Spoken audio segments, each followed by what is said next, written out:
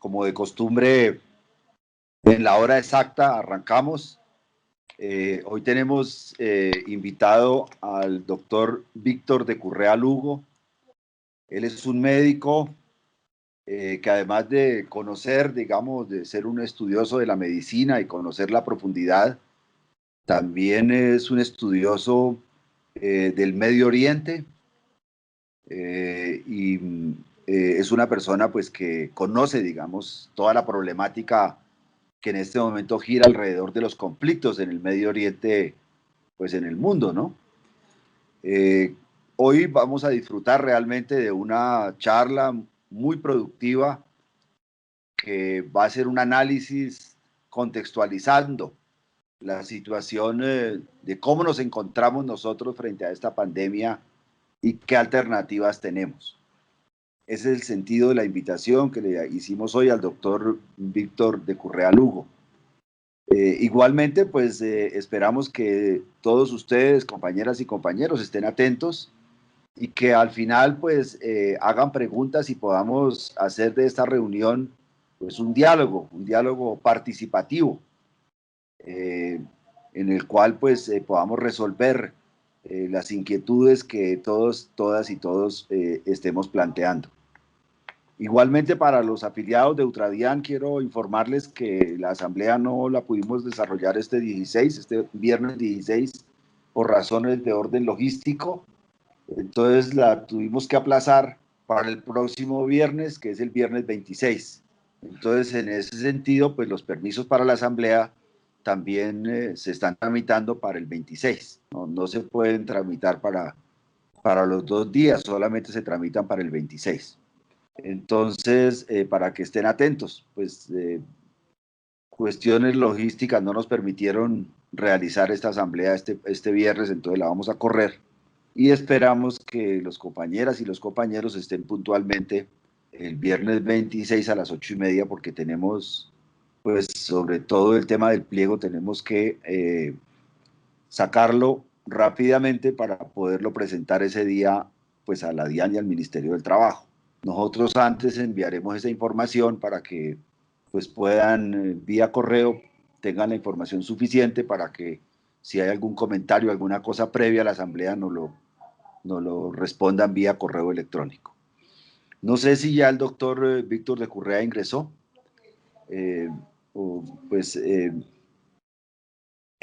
por favor, Angie, ¿me regalas el enlace por el WhatsApp para enviárselo? Porque no lo está Ya te dejando lo envío. entrar. Entonces, por favor, me regalas el enlace para enviárselo aquí por el WhatsApp. Ya finalmente pude conectar. Ah, bueno, listo. No, yo sé que usted es un duro, entonces yo sabía que no se iba a varar. Entonces, compañeras y compañeros, le doy la palabra al doctor Víctor de Currea Lugo y quedan ustedes con él para que disfruten esta conversación que nos va a hacer precisamente sobre la contextualización de cómo es que estamos frente a la pandemia. Y por favor, estén atentos y al final no duden en preguntar que ¿Me escuchan? El doctor Víctor de Currea pues les responderá todas las inquietudes que ustedes tengan. Entonces le doy la palabra doctor Víctor de Currea Lugo.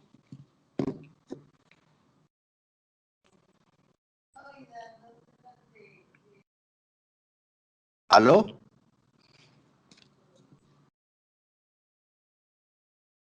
¿Aló? ¿Lo volvió a sacar? Parece que lo volvió a sacar el sistema. ¿Me permiten un momentico mientras lo llamo?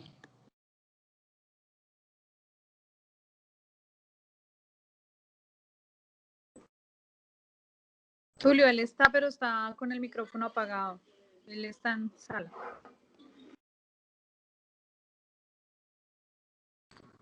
Por favor, activar el micrófono. Se lo busco a ver si lo puedo activar yo desde acá.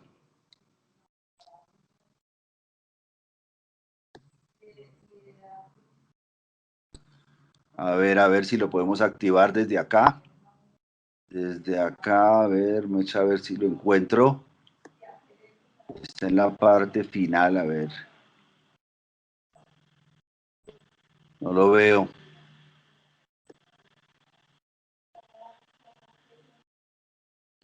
No lo veo. Angie, ¿tú le puedes activar el micrófono? No, señor, no me deja. Pero es que no lo veo. Aparece Víctor como invitado. Víctor D. y invitado. Invitado, sí. Sí, ya pasen todos los...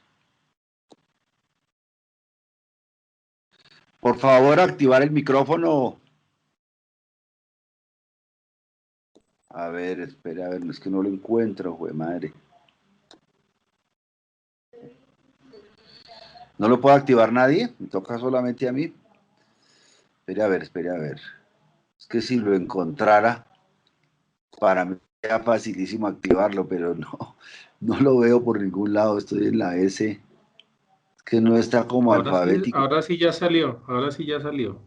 ¿Ya? Ya no está. Ya no está en Ah, sala. ya no está. Espera un momentico.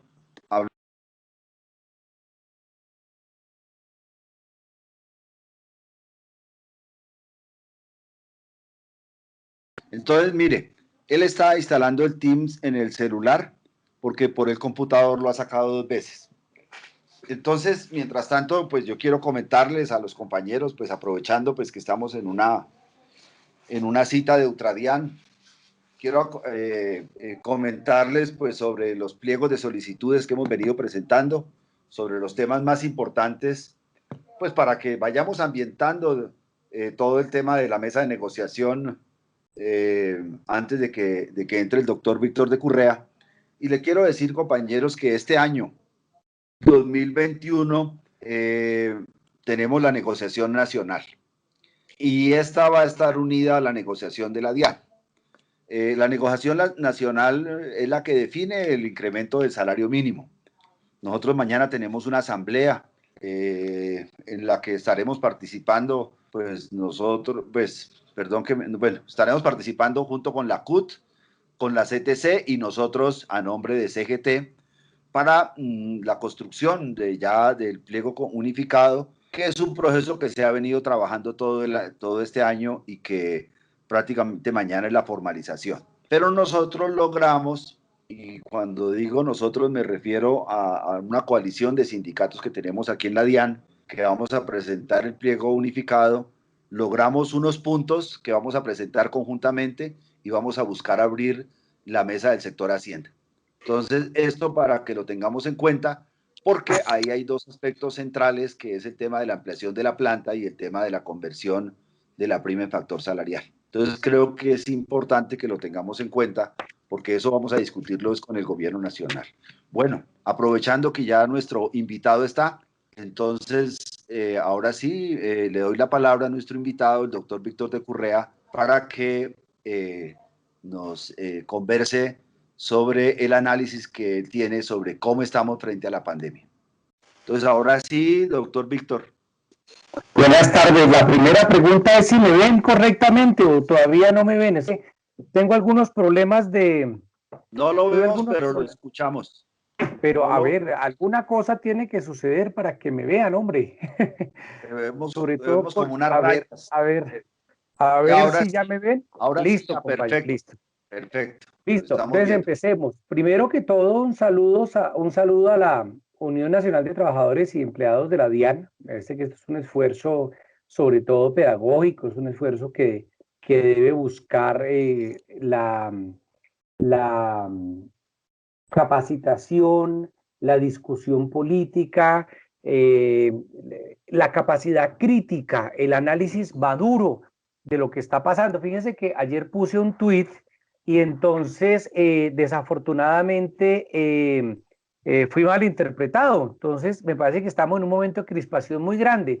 Si yo entiendo bien a las personas que me invitan a esto, creo que lo importante es tener información. Así como cuando uno discute con la DIAN o con el DANE o con el que sea, tenemos que tener datos, tenemos que ser responsables y la responsabilidad implica eso, que tengamos la información para el análisis. Podemos diferenciar en el análisis, pero la realidad es una realidad que tenemos que discutir.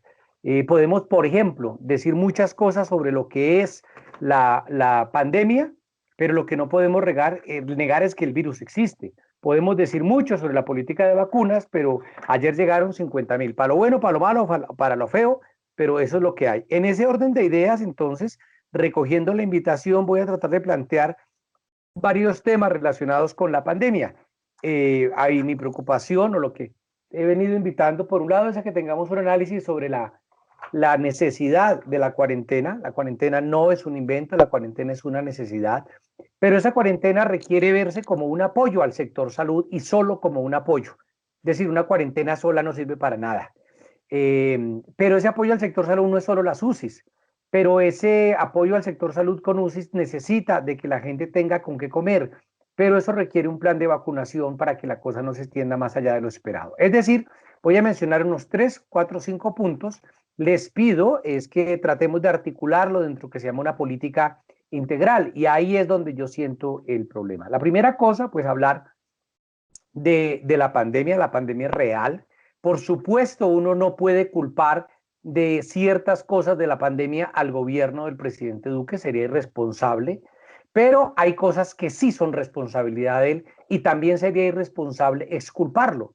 Por ejemplo, a mí me sorprende, solo para dar un dato, que a mediados de enero, es decir, hace un mes más o menos, se abrió la licitación para comprar 49 millones de jeringas. A ver, si yo sé, porque a mí la DIAN me manda los reportes, que tengo que pagar impuestos en agosto o en septiembre, pues yo no puedo salir a buscar los papeles el día anterior. Por lo mismo, señor presidente Duque, si usted tiene unos asesores, que muchos de ellos son del sector salud, saben que las vacunas se hacen a través de inyecciones. Hombre, ¿cómo es posible que empecemos a buscar jeringas faltando un mes? ¿Cómo es posible que no se ponga la industria nacional a producir jeringas? ¿Cómo es posible que eso se esté dando en Colombia? Entonces, hay problemas reales. Por supuesto, este es un ejemplo de lo que creo yo que el presidente Duque y su gobierno lo están haciendo mal. Pero también hay cosas que heredan. Por ejemplo, en Colombia se producían vacunas y se producían muy buenas vacunas. Y entonces resulta que de un momento a otro nos salen con que no.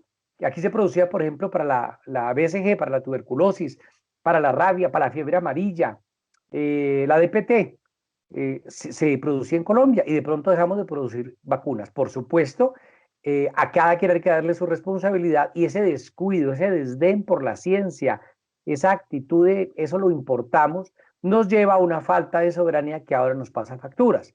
Entonces, a la hora de pasar facturas, tenemos que mirar que el presidente Duque ha cometido unos errores, voy a intentar desarrollarlos. Dos, que hay cosas que arrastra y que hay que preguntarle al presidente Santos, al expresidente Santos, al expresidente Uribe, y de ahí para allá al expresidente Pastrana, Samper y Gaviria, por lo menos. Y hay otras cosas que tienen que ver con la sociedad, por supuesto, hay un comportamiento social de gran irresponsabilidad. Ahora, frente a la cuarentena, frente a la salud, primero voy a plantear el tema de la salud. Yo creo que es fundamental que entendamos en qué momento de la pandemia nos encontramos.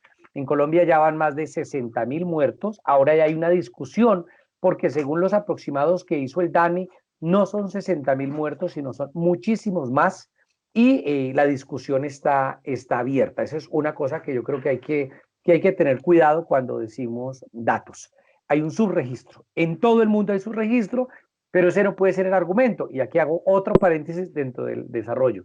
Por favor, no utilicemos los argumentos de comparación, ¿no? Entonces, decir, no, es que allí el vecino le pega a la vecina 3 veces, pero el otro le pega 4, entonces el que le pega 3 es buena persona. A ver, dejemos esa comparación porque no es útil, yo creo que no es académico, no es respetuoso, porque los muertos humanos son muertos, no es un problema meramente estadístico ni de comparación. Entonces, hay comparaciones que tienen sentido, pero creo que hay comparaciones que no tienen sentido, y me parece que buscar mal de muchos consuelo de tontos, decía mi abuela Isabel. Bueno, frente a las vacunas,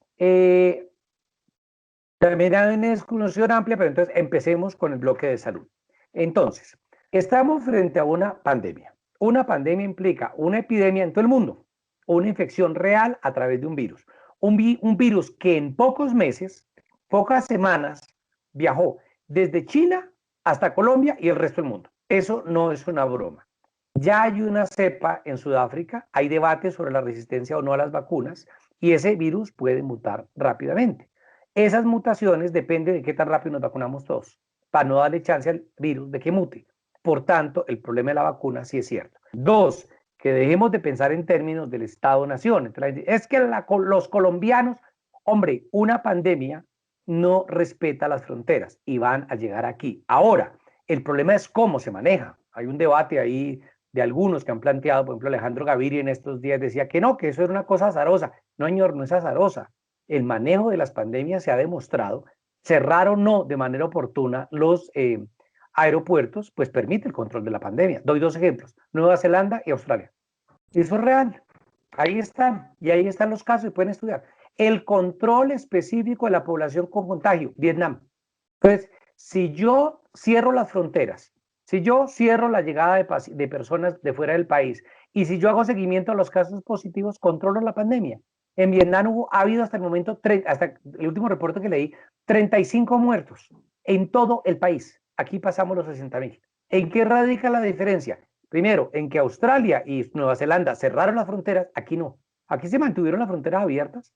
¿Por qué no? Eso va a llegar en todo caso. Hombre, todos nos vamos a morir, pero nadie acepta el argumento de, esto como me va a morir, pues no me cuido. Todos nos cuidamos, comemos bien, procuramos asearnos, pero eso no es porque nos vaya a ser inmortal. Finalmente llega el virus y tenemos un grave problema, no hay seguimiento. ¿Quién tiene que hacer el seguimiento de si Pedro, María o José se contagian? Las EPS. El grave problema es que las EPS han demostrado históricamente que no sirven. Que si yo tengo medicina prepagada, a ver, medicina prepagada es el negocio. Cuidado, eso no cabe. Que es que yo pago un bono, eso es otra cosa. Pero las EPS, que deben ser las responsables del seguimiento de las personas, no han cumplido. Es infinito, innumerable la cantidad de casos de yo llamé a la EPS me dijo que iba a venir, nunca me contestó.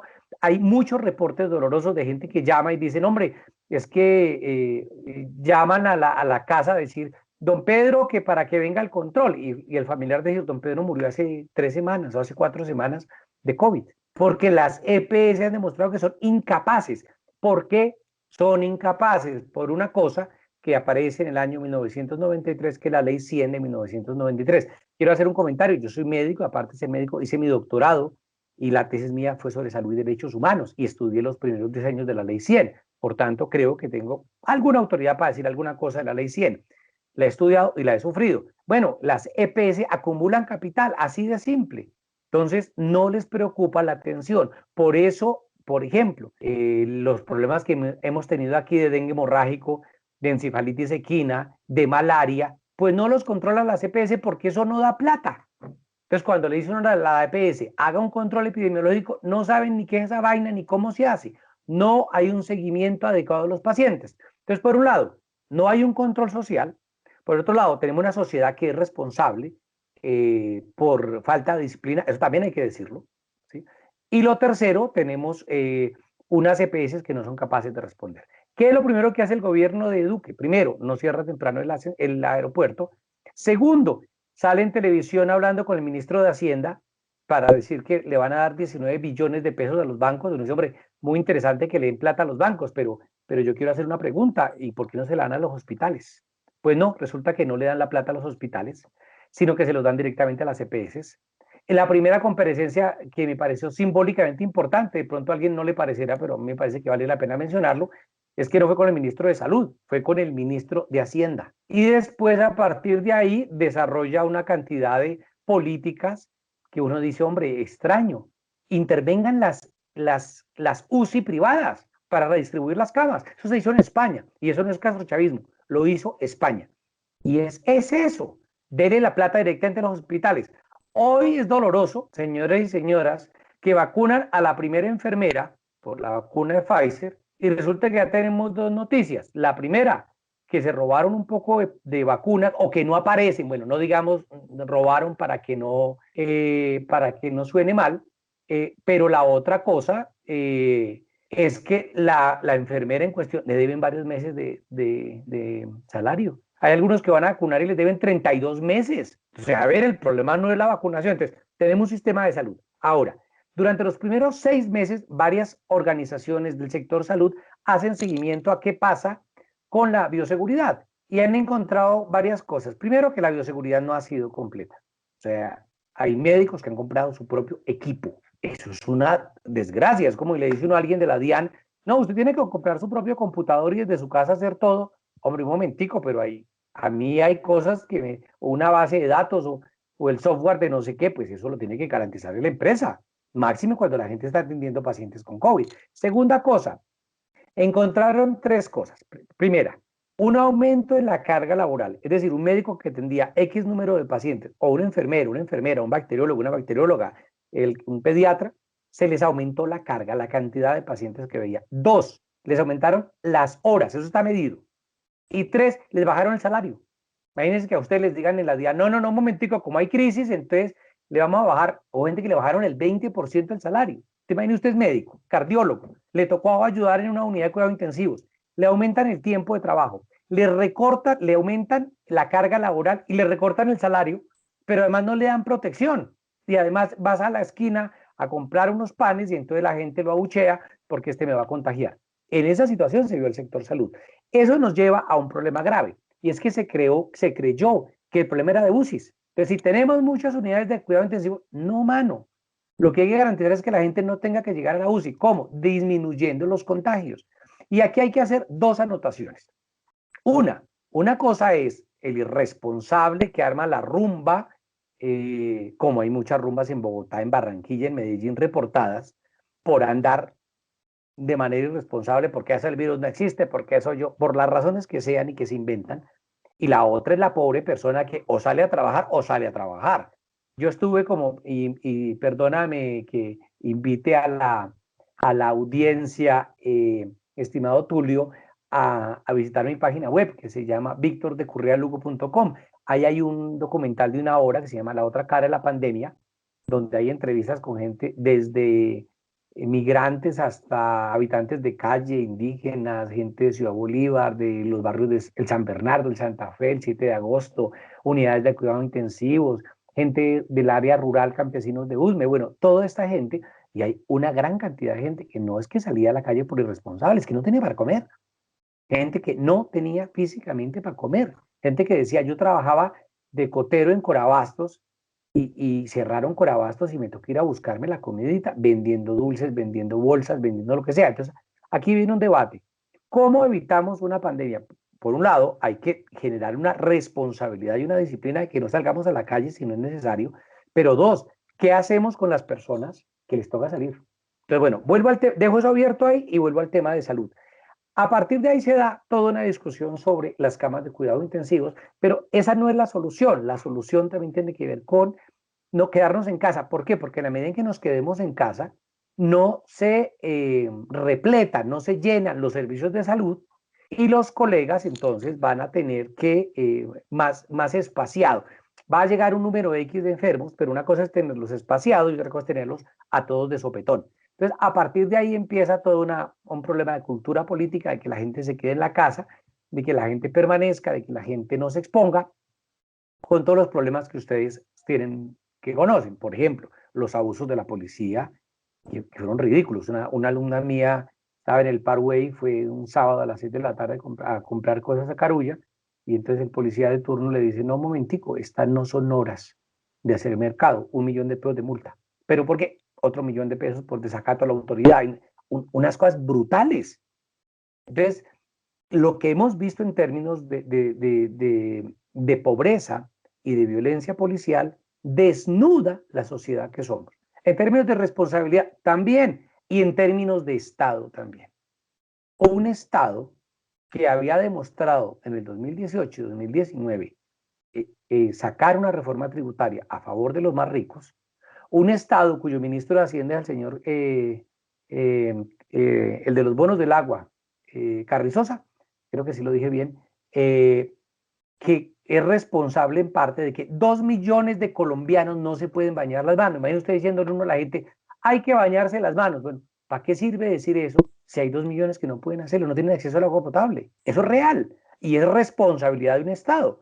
Entonces, ese Estado que había mostrado ya en el 2018-2019 que no le interesaba, que proponía reformas tributarias, por ejemplo, insistiendo en gravar los recursos de la canasta básica. Pues hombre, en la pandemia vuelve y muestra lo que es. Las pandemias no es cierto que cambien a la gente, ¿no? Las pandemias terminan por mostrar qué somos y en qué estamos metidos. ¿Cuál es digamos, la materia que nos convoca. Entonces, en ese orden de ideas, el Estado empezó a generar una serie de políticas que no obedecían a la realidad. Una de las cosas fundamentales que hemos estado discutiendo desde varias expresiones de la sociedad civil es la posibilidad de una renta básica. ¿Por qué creemos que debe haber una renta básica? Por algunas cosas que voy a mencionar. Lo primero es que la crisis es real. Ustedes la conocen en la DIAN, llegan menos impuestos, la gente está tributando menos, mucha gente llegó al desempleo, uno de los desempleos, de índices de desempleo más grandes de los últimos 70 años, eso es lo que dicen los que saben de esa cosa, y entonces la renta básica, ¿qué podría ser? La renta básica no es otra que coger plática del Estado y dársela a la gente más jodida. Alguien podría decir, no, pero eso es incorrecto. A ver, aquí se ha dado plata pago de ingreso seguro, aquí se ha dado plata para las EPS, aquí se ha dado plata para salvar los bancos, pero para los pobres no. Entonces, desde la solidaridad, yo creo que es mejor, incluso desde el egoísmo. Prefiero que la gente esté en la casa guardada y darle de mi bolsillo a que esté en la calle contagiándose porque me pueden contagiar. Estoy hablando de una manera cínica, ya sé, solo una metáfora para explicar el momento en que nos encontramos. La segunda cosa es del derecho. ¿Por qué? Porque existe una cosa que se llama el Estado de Derecho y el gobierno no puede negar la ayuda a los más vulnerables. Y lo tercero, desde el egoísmo capitalista. Mire, si alguno de ustedes es empresario, sabrá perfectamente que no es posible producir licuadoras y que alguien las compre en estos días si no tiene plata. Entonces, ¿qué nos ha enseñado la historia? Fíjense ustedes que cuando aquí hubo una emergencia en el mundo, en la crisis del 29, que Estados Unidos, creo que fueron 15 millones de empleos perdidos en 2 días, una cosa así brutal, brutal. Las grandes colas de la gente, las grandes hambrunas, suicidios, toda esta vaina tan terrible que fue. ¿Cómo hicieron el famoso New Deal, el nuevo pacto que hizo Roosevelt? Muy fácil, invirtiendo en la gente. El Estado asumió un papel protagónico en la economía. ¿Cómo salieron? Y fíjense que son ejemplos reales y no son del castrochavismo, son ejemplos absolutamente capitalistas. ¿Cómo se reactiva la Europa de la segunda posguerra? A partir del plan Marshall y de inyecciones de dinero a la gente. Entonces, si yo quiero que alguien me compre las licuadoras que yo produzco, la única manera es que la gente tenga plata. Por tanto, aún desde la mayor y absoluta egoísmo capitalista, la única manera de reactivar la economía es que el Estado asuma un papel de liderazgo, porque eso es lo que muestra la historia. A ver, entonces yo creo que en eso tenemos que ser bastante delicados, ¿no? Bueno, con esos datos entonces nos enfrentamos con un problema que es el primero, el de salud. ¿Cómo hacemos para resolver la atención en salud? Bueno, la atención en salud, vuelvo al tema de salud, no tiene que ver solamente con un mal manejo de la crisis, con que no se tocan las EPS y su capital, que no se priorizan las IPS, que no se le pegan salarios a los médicos, que hay un medicamento que utilizan los colegas para poder anestesiar, sedar a los pacientes en la SUSI que se llama Midazolam, y ha escaseado y hay casos en los que no ha habido Midazolam, que le dicen a uno, no, eso aquí hay una cantidad de cuidados intensivos, pero un colega que se graduó conmigo en medicina en la Universidad Nacional, colega y tocayo, Víctor Di Mattei, que en paz descanse, trabajando, atendiendo pacientes de COVID en Girardot, terminó muriendo y no conseguimos una cama de cuidados intensivos para trasladarlo en Bogotá. No la hubo. Entonces no me echen la carreta de que es que estadísticamente, sí, estadísticamente lo que uno quiera, pero la realidad concreta del día a día es que hay grandes dificultades para acceder a los servicios de salud. Pero además los servicios de salud tienen que ver con, fíjense ustedes, con la disponibilidad de personal especialista en cuidados intensivos. Uno no se vuelve médico en 2 días, ¿no? Aunque en este país todo el mundo formula. Y tampoco se vuelve especialista en cuidados intensivos en 2 días. Eso demora años la preparación del personal de salud. Y los grandes círculos de poder de la formación médica pues son responsables de que el país no estuviera preparado. Más las EPS, más unos hospitales públicos bastante deteriorados, algunos cerrados por culpa de la ley 100, algunos sin dinero circulante porque la ley 100 le da el patrimonio, la capacidad de control financiero a las EPS y con unas unidades de cuidados intensivos que no corresponden con los estándares internacionales. Así nos enfrentamos a la pandemia. Entonces tenemos eso, pero además de eso no podemos hacer un control social adecuado porque no hay políticas de renta básica. Ha habido políticas de renta básica en varios países del mundo y se han demostrado. Ahora, no digamos que Colombia es un país pobre, Colombia está categorizado como un país de renta media. Entonces, a ver, esto no es Haití, esto no es Sahara Occidental, esto no es Somalia, aquí hay dinero que está repartido de otra manera, eso es otro debate que podemos también dar. Entonces tenemos un problema de la salud, tenemos un problema de acceso a la renta básica y a lo cual se suma el debate de las vacunas. Entonces, al igual que hubo una teoría de la conspiración de que la pandemia era creada en un laboratorio en China, cosa que ya ha sido ampliamente desmentida, científicamente desmentida, que eso es, ya tenían la vacuna, y aquí quiero aclarar una cosa, la coronavirus es una familia, coronavirus no es un solo virus, el COVID-19 es uno de los miembros de la familia.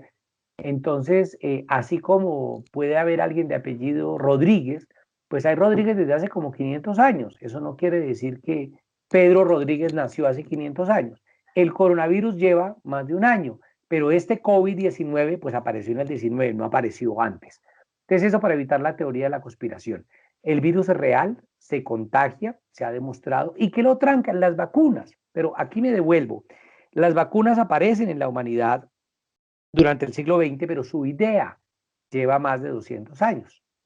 Era por allá Voltaire, en Cartas Filosóficas, dice que él observaba que los niños que les daba viruela eran niños que se contagiaban de una manera más leve, pero que a los viejos que les daba viruela sí se morían. Entonces Voltaire dice, lo que hay que hacer es coger la pústula e infectar a todos los niños. Pero eso no es otra cosa que coger el virus y transmitírselo a la gente. Después se hace de manera atenuada, pero ese principio se llama vacunación. Y Voltaire dejaba claro, eso es responsabilidad del Estado. Y Rousseau también lo decía. Ninguno de los dos castrochavistas. Capitalismo y modernidad pura y dura. Y lo que plantean es, hombre, es una responsabilidad del Estado.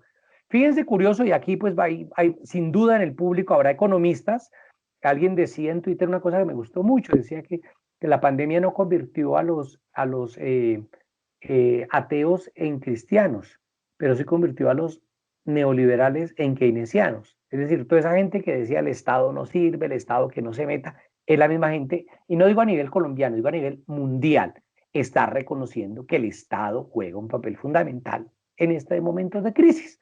Entonces hay que replantearse hasta qué punto lo que dijo el señor Friedrich Hayek, el padre del neoliberalismo, tiene algún sentido o no lo tiene.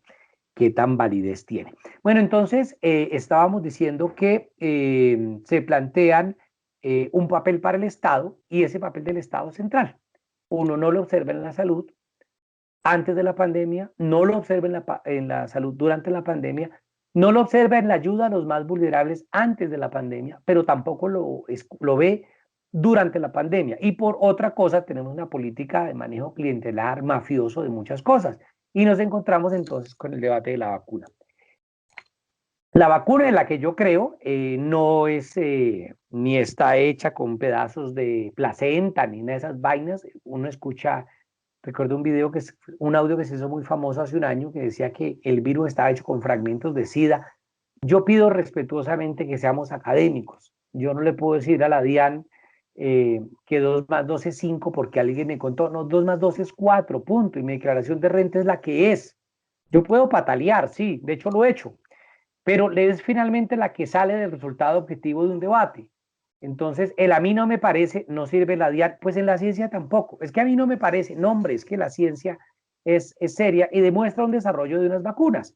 En ese desarrollo de las vacunas, fíjense ustedes que el gobierno del señor Duque le pidieron que participara del debate en la Organización Mundial del Comercio, donde se propuso que la patente fuera gratuita. Es decir, que todo laboratorio que pudiera producir vacunas, que las produjera. Y Colombia se abstuvo de votar a favor de un acceso universal a la vacuna. Eso es una responsabilidad política, además, inmensa. Porque que yo sepa, nosotros no vimos de las patentes, ni tenemos negocios con Johnson Johnson o con la Pfizer, que yo sepa. Uno ya mirará cada cual sus detalles. Y luego Costa Rica y Sudáfrica le propusieron al gobierno de Duque que negociaran en bloque frente a las transnacionales de las farmacéuticas, y el gobierno de Duque se opuso.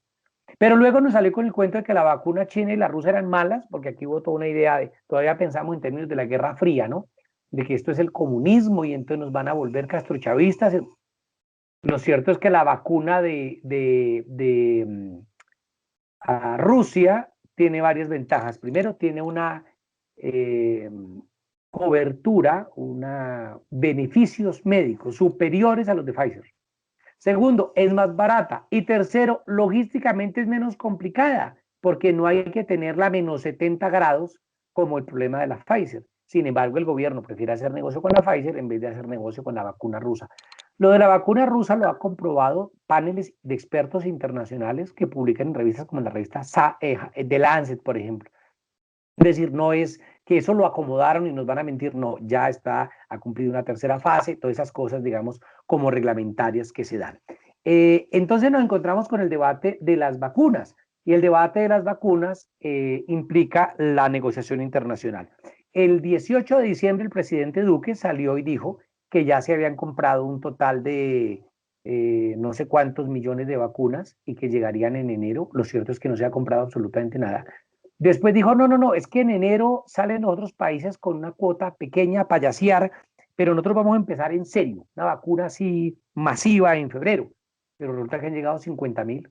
Es decir, que no es cierto lo de la promesa de la vacunación masiva, pero luego se entera uno, puede ser un dato menor para algunos, pero hombre, que se hayan perdido ya 208 vacunas. Entonces el profesor Mantilla, rector de la Nacional, coge los reportes oficiales de distribución y suma los territorios y faltan 208 vacunas. Pues díganos, mire, la decidimos dársela al gabinete ministerial por riesgo o al presidente, vale, yo no tengo ningún problema, pero lo que se ve aquí es una gran afán por plantear la no transparencia como una cosa constante. Entonces, aquí hay una cosa que quiero compartirles, y es la gran preocupación por parte del Estado por no decirnos las cosas. ¿Por qué no nos muestra los contratos de esas vacunas? Y claro, yo tengo derecho como ciudadano. Alguien me dirá, pero hay partes confidenciales. Tápenlas como hicieron en Europa.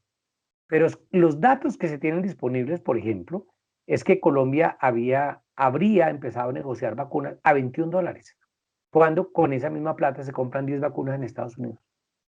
Pero además de ese secretismo, las 50.000 vacunas que llegaron en estos días fue del Fondo Internacional de la OMS y no de la compra directa de Colombia. Es decir, hay unos problemas de gestión. Alguien me diría, hombre, pero es que usted, como decía en Twitter, ¿no? Es que usted solamente ve el vaso medio vacío. Sí, pero es que 0.08% de vacunas implica que hay un 99.92% de personas sin vacunas. Y eso es grave. ¿Y por qué es grave? Porque se mide en vidas humanas. En vidas humanas donde cualquier persona puede morir. Fíjense, murió el ministro de Defensa, por ejemplo. En un país donde es más importante comprar Mirage y cosas de esas que dotar a los hospitales de una manera adecuada, incluyendo los hospitales militares y hospitales de la policía, que uno esperaría tendrían mejor cobertura, y no, yo los conozco y no es cierto que tengan todos los recursos necesarios para funcionar. Entonces, planteamos como una serie de estrategias. La primera estrategia es garantizar la cuarentena, es decir, que la gente se quede en la casa mientras nos vacunan. Pero eso no es posible si no tenemos disciplina social, primera tarea, y la segunda tarea, si no tenemos además una capacidad de echarle una mano a la gente que está más vulnerable para que de verdad se quede en su casa. Eso nos lleva a la segunda propuesta. La segunda propuesta es renta básica, es decir, sacar de la plata del Estado. Hay 7 proyectos de ley que se han presentado. El último lo presentó el profesor Luis Jorge Garay. Es una propuesta absolutamente seria. Le metieron números, así como hacen ustedes en la DIAN. Le metieron números y dijeron, mire, de aquí sale tanto, de aquí sale tanto. Sí es posible garantizar una renta mínima básica a los más fastidiados. Y eso contribuye a reactivar la economía. Entonces, no es cierto que sea populismo. La tercera cosa que es fundamental, la cobertura epidemiológica. Si no se le hace seguimiento a los casos que se identifiquen, no se pueden hacer cercos epidemiológicos. Por eso yo insisto en que me parece un pelín irresponsable, el debate está abierto, la apertura de colegios y de escuelas por el coronavirus en mitad de la pandemia. Entonces la gente dice, es que la salud mental de los niños, a ver, bueno, yo revisé en estos días la cantidad de niños del año 2017, 18 y 19 que se suicidaron antes de la pandemia. Entonces no me intenten convencer de que el único problema de salud mental en Colombia en los niños aparece en la pandemia. No. Ahora, hay otros problemas, sí. Por ejemplo, ha aumentado el maltrato en casa. Por ejemplo, ha aumentado la violencia sexual. Por ejemplo, ha aumentado la desnutrición porque los niños se van a comer a la escuela. Hombre, todo eso es cierto. Pero ¿la escuela es acaso un reformatorio, una guardería? O sea, ¿por qué le trasladamos al magisterio que asuma las responsabilidades de que lo que no quiere asumir el Estado en materia de protección, de violencia sexual, de maltrato infantil o de desnutrición? Es como uno dice, no, pues pásele la pelota caliente a eso. Ahora, no es cierto que los profesores no quieran trabajar. De hecho, tengo algunos amigos y hasta familiares en el magisterio y ese chat de WhatsApp ya no les da cabida porque reciben información de los profes, de los, ¿cómo se llama? De los papás, de la mamá, del estudiante, del compañero de trabajo y están tratando de cumplir con una sobrecarga laboral bastante grande. O sea, la academia no ha dejado de funcionar. ¿Que el edificio llamado escuela, colegio está cerrado? Sí. Ahora, ¿cómo lo abrimos? ¿Bajo qué condiciones? Entonces, no es, por supuesto, hay que tratar de acomodarnos a la realidad, pero eso no se puede medir en vidas humanas. Es decir, uno no puede decir, hombre, como se mueren poquitos, con esa regla de 3, me parece que no podríamos en un Estado social de derecho, en un Estado garante de la vida, plantear cómo resolver la cosa. Por supuesto que uno quiere que al presidente Duque le vaya bien, pues sí, porque eso le implica que le vaya bien a todo el país. Entonces los comentarios míos no quiere decir que sea un antiduquismo cerrado. Entonces, no, es que él no quiere al presidente. No, hombre, es que la realidad es tosuda. Y la realidad es tosuda es que no hay una política seria. A mí me duele que el hospital de Valledupar llevaba la vez pasada 12 meses sin recibir salarios y están atendiendo seres humanos. A uno le duele que haya una cantidad de plata que se destina, por ejemplo, viáticos para los congresistas. A ver, en época de pandemia se supone que nadie estaba viajando. ¿Por qué tienen que recibir viáticos? Esas cosas duelen desde el punto de vista financiero, porque además con eso están cocinando una cosa que se llama estallidos sociales. Con esto no estoy haciendo ningún tipo de justificación a la violencia, estoy colocando un elemento central que me parece que es fundamental en el debate. Dicho lo anterior, me parece que, entonces he mencionado la renta básica, he mencionado el problema de la cuarentena, he mencionado algunos aspectos del sector salud y he mencionado algunos problemas de la vacuna. Eh, Ojalá se llegue a una completa vacunación. El Amazonas no aparece. ¿Fue que a alguien se le olvidó? ¿De verdad? ¿Fue un problema de descuido? No, hombre, uno tiene las estadísticas ahí y sabe que una de las regiones con mayor incidencia y mortalidad fue precisamente Amazonas, donde hay que además vacunar por puro egoísmo, para que la gente no termine por ahí siendo la entrada de la cepa brasilera del virus, ni por esas. Entonces yo creo que no hay que tener miedo a las cosas porque ahí es donde viene el debate que todo nos huele a castrochavismo. Que, no, yo creo que hay cosas de sentido común, de sentido científico, donde debemos pararnos para hacer la discusión. Entonces, en ese sentido, me gustaría, no sé si estás ahí, mi estimado Tulio, para que busquemos hacer un intercambio de preguntas o de opiniones antes de saltar, digamos, a, a nuevos temas. Lo importante yo creo que también es el intercambio, por supuesto un intercambio respetuoso, un intercambio adulto, informado, que nos sirva para tomar decisiones. Sobre lo de escuela, claro, hay que volver a la escuela, yo tengo problema, pero bajo ciertas condiciones. El problema es si esas condiciones se están dando o no se están dando. Es que el hacinamiento escolar no se lo inventaron con la pandemia, eso es desde antes. Que haya colegios donde no haya agua potable, eso es desde antes. Y claro, ahí hay un problema de clases muy grande. Fíjense esto y con esto termino y Julio te dejo para que hagas preguntas o quieres que ahonde en alguno de los temas, por favor, me lo dices. El 66% de los muertos por COVID son estrato 1 y 2 y el 89% son estratos 1, 2 y 3. Entonces es muy complicado que uno no reconozca que hay un componente de clase, de territorio, a la hora de hablar de la pandemia. No sé si este salpicón de temas, Tulio, es más o menos lo que esperaban y ahora yo abro el paso al debate respetuoso a ver en qué podemos contribuir. Sí, yo creo que el doctor Víctor Correa nos ha hecho un panorama, o nos ha mostrado un panorama bien importante de esta pandemia y cómo se necesitan algunos elementos que en este momento se convierten en indispensables para poder mantenernos pues con vida y mantenernos pues sin el contagio. Y hay un aspecto que ha planteado con mucha claridad, es el tema del aislamiento. Y entonces nos mostró desde un comienzo cómo algunos países lograron el aislamiento del país entero, como en el caso de Australia, de Nueva Zelanda, de Vietnam. Y esto ha hecho que allá puedan vivir tranquilos y prácticamente viven como si no existiera el virus, claro, con cuidados. Hace poco en Australia, con un solo contagiado que llegó a una zona que es al sur de Australia, en Perth, con un solo contagiado que llegó, inmediatamente cerraron absolutamente todo. Eso pasó en las 2 semanas anteriores a esta semana.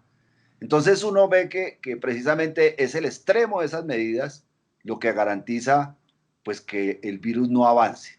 Aquí no, aquí como ya lo dijo el doctor Víctor, aquí seguimos con el aeropuerto abierto, se cerró mucho tiempo después, el virus entró por Usaquén y después se fue para el sur y, y pues no se ha podido controlar. El otro tema que planteó que me parece importante es algo que nos decía un profesor en la Universidad Nacional, el profesor Gull, y era cómo las estadísticas son tan matemáticamente exactas como realmente falsas. Entonces, las estadísticas son un gran elemento precisamente en el análisis, pero indudablemente que hay que saberlas leer y hay que saberlas contextualizar. Y ahí, precisamente, un aspecto que nosotros aquí ya tratamos cuando invitamos al doctor Luis Jorge Garay, y es el papel que debe jugar la renta básica, que en un principio ellos lo plantearon para 4 meses, pero hoy ya lo están planteando que debe ser una renta básica permanente, y en esa medida están buscando nuevamente construir una coalición para poderla presentar ya en la próxima legislatura.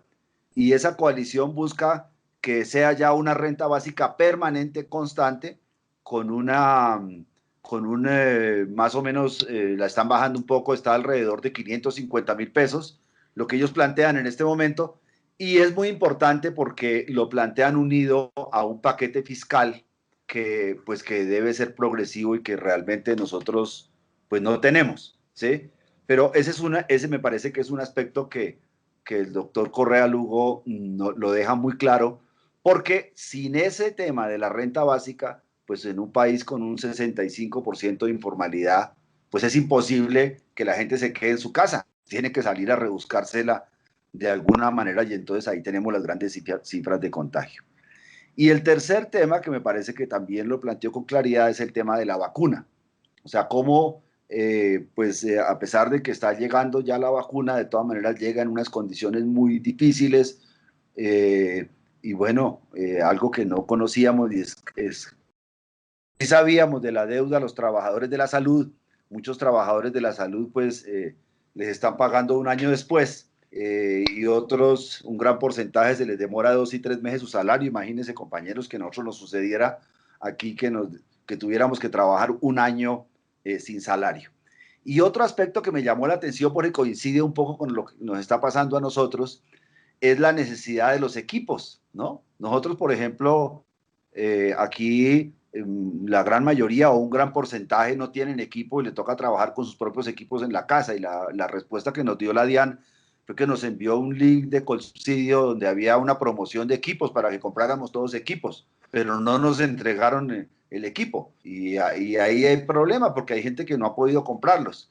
Ese es un tema importante porque a los médicos les sucedió eso, tuvieron que comprar todos los elementos para protegerse en su gran mayoría porque no se los entregaron. Y unido a ese aspecto, él también nos plantea un tema que está vigente en nosotros, y es el incremento tan grande de las cargas de trabajo. O sea, si algo nos ha sucedido en esta pandemia, es que aquí se nos ha incrementado terriblemente las cargas de trabajo, y que he escuchado a una compañera que la valoraron mal, en su evaluación de desempeño la valoraron mal, pues porque ella dice: yo trabajo hasta en mi horario normal, Resulta que la jefe quiere que trabaje hasta las 11 de la noche y entonces como no trabaja hasta las 11 de la noche le puso 3 por 3, 5 en la evaluación de desempeño y no pues lo que traía ella que era más de 4 o 5 en su evaluación anterior, ¿sí? Entonces creo que ahí encontramos muchas coincidencias como trabajadores que me parece que nos está presentando el doctor Víctor de Currea. Yo quisiera preguntarle, digamos, porque hay unos videos, como él nos lo manifestó, donde él al comienzo de la pandemia y después hizo toda una serie de entrevistas en los sectores populares. Yo quisiera preguntarle, pues, que nos contara esa experiencia de esas filmaciones y de ese trabajo que hizo sobre, pues, qué pasó con la gente, toda esta gente que tuvo que sacar el trapo rojo por estar en condiciones tan difíciles. Y creo que él que se arriesgó y que salió ahí uno lo veía con el tapabocas haciendo todas las entrevistas, creo que nos puede transmitir esa experiencia, porque no solo fue en los barrios populares, también fue aquí en el Santa Fe y en otras partes donde hizo una labor que me parece que es visual y que es muy importante, porque ahí comenzamos nosotros a ver realmente pues la realidad de este país. Entonces esa sería como la pregunta que le haría. Sí, mientras se anima el resto de compañeros a plantear nuevas cosas, yo quiero responder un poco a lo que dice el compañero Tulio. Alguien acuñó en estos días una figura que me parece dolorosamente cierta, y son los trabajos Uber. Trabajo Uber es que usted pone el carro, limpia el carro, tiene que cumplir un mínimo, si quiere comer, si se va a los patios, pues ya se busca la vida, pero usted tiene que poner todo el equipo de trabajo y la ganancia se la lleva a otro. Entonces estamos en una situación del trabajo virtual en la cual ya las empresas se están dando cuenta que, hombre, si cada uno paga su luz y su agua y su teléfono y su internet en la casa, pues la empresa se ahorra un poconón de plata. En estos días incluso a alguien le recriminaban porque un niño se le coló en la imagen y le decían, no, no, no, no, no, no fue que el niño se coló en su imagen, no, no, no, no, no, el niño no se coló en su pantalla, usted coló el trabajo en su casa, es que su casa debe ser un sitio sagrado, es donde viven sus familias, donde juegan y viven sus hijos, uno porque tiene que estar escondiendo a la gente con la que quiere o la gente con la que uno vive, o la gente que uno ama, porque es el trabajo, ¿no? Es que deme entonces las condiciones. Pero hemos negociado de un trabajo de las 8 horas por la que luchó la clase obrera hace muchos años a un trabajo flexible. Entonces nos quitaron las horas extras y nos quitaron las prestaciones y redujeron las primas y privatizaron las pensiones y nos privatizaron la salud. Y ahora nos ponen además a que trabajemos poniendo nosotros los equipos. Entonces, eso deja ganancia a alguien. Alguien gana con eso y no son precisamente los trabajadores. Eso es lo primero que yo creo que vale la pena de lo que decía el compañero Tulio Roberto. Y la siguiente cosa que yo quisiera plantear es que la investigación académica, la investigación respetuosa de la realidad, hay que hacerla en el terreno. Yo pues hice mi doctorado, hace poco terminé mi postdoctorado y soy un convencido de la academia, pero la academia que parte de la realidad. Yo no creo que uno pueda partir de una teoría para luego meter a la realidad a martillazos. Y esa observación de la realidad es la que hay que hacer para cualquier fenómeno migratorio, por ejemplo, que es ahora el último tema en que estoy incursionando con mucha fuerza, o cuando uno dice Etiopía, pues yo me fui, estuve un tiempo en Etiopía para poder entender Etiopía, o Palestina, pues yo viví en Palestina un tiempo, y creo que eso es lo que hay que hacer, ¿no? Yo detesto a esos profesores que le explican a uno la guerra en Putumayo, pero lo que conocen, lo más rural que conocen es la finca de ellos en Anapoima. Pues muy complicado, ¿no? Yo creo que hay que ser un poquito juiciosos en eso. Entonces me tomé la molestia, como ya lo presentaba Julio Roberto, de ir y entrevistar gente en las calles, ¿no? Y recuerdo cosas dolorosas donde los campesinos le decían a uno, nos están pagando 30.000 pesos por un bulto de papa, un bulto de papa 30.000 pesos. Y en Bogotá estaba valiendo 80, 100.000 pesos. Y uno dice, ¿quién se está quedando con esa plata? Los intermediarios. Bueno, ya es que aquí no hay una política agrícola. Pues no, no la hay. O le decían a uno, La gente que no tiene COVID, pero que tenía hipertensión o diabetes, llamaba a los hospitales, a las EPS, perdón, que se me mandan el medicamento a la casa, y no se lo mandaban a la casa. O le decían que ya iba en camino y lo falseaban y se lo robaban. De todo esto está documentado. Entonces, ¿qué pasa con ese tipo de pacientes? Pero además el drama de los colegas en las unidades de cuidados intensivos, pero además de eso, el dolor de los campesinos ahí en Usme. Entonces, digamos que esa exploración hay que hacerla. Yo invito respetuosamente a que cualquier actividad académica, y uno puede sacar las conclusiones que quiera a favor de A, de B, de C, eso es lo que sea, pero creo que hay que ser responsable en los números, como muy bien decía Tulio, en la interpretación de los números, porque los números no solamente están ahí, sino cómo se interpretan, y asumir con responsabilidad ese escenario. ¿Por qué? Porque es fundamental a la hora de determinar políticas públicas. Yo pienso, por ejemplo, después de oír a Tulio y antes de darle de nuevo la palabra, hombre, sería bueno saber qué le ha significado a los trabajadores de la DIAN la pandemia. Por ejemplo, en términos de salud mental. Por ejemplo, en términos de ergonomía. La gente tiene en la casa una silla ergonómica para evitar los problemas de lumbares. Por ejemplo, en términos de acceso a computadores. Por ejemplo, en términos ya de sus núcleos familiares. Me decía estos días una madre de familia, yo tengo 5 hijos y un celular. Pues que pierdan el año porque yo no tengo para comprarle 5 aparatos a cada niño.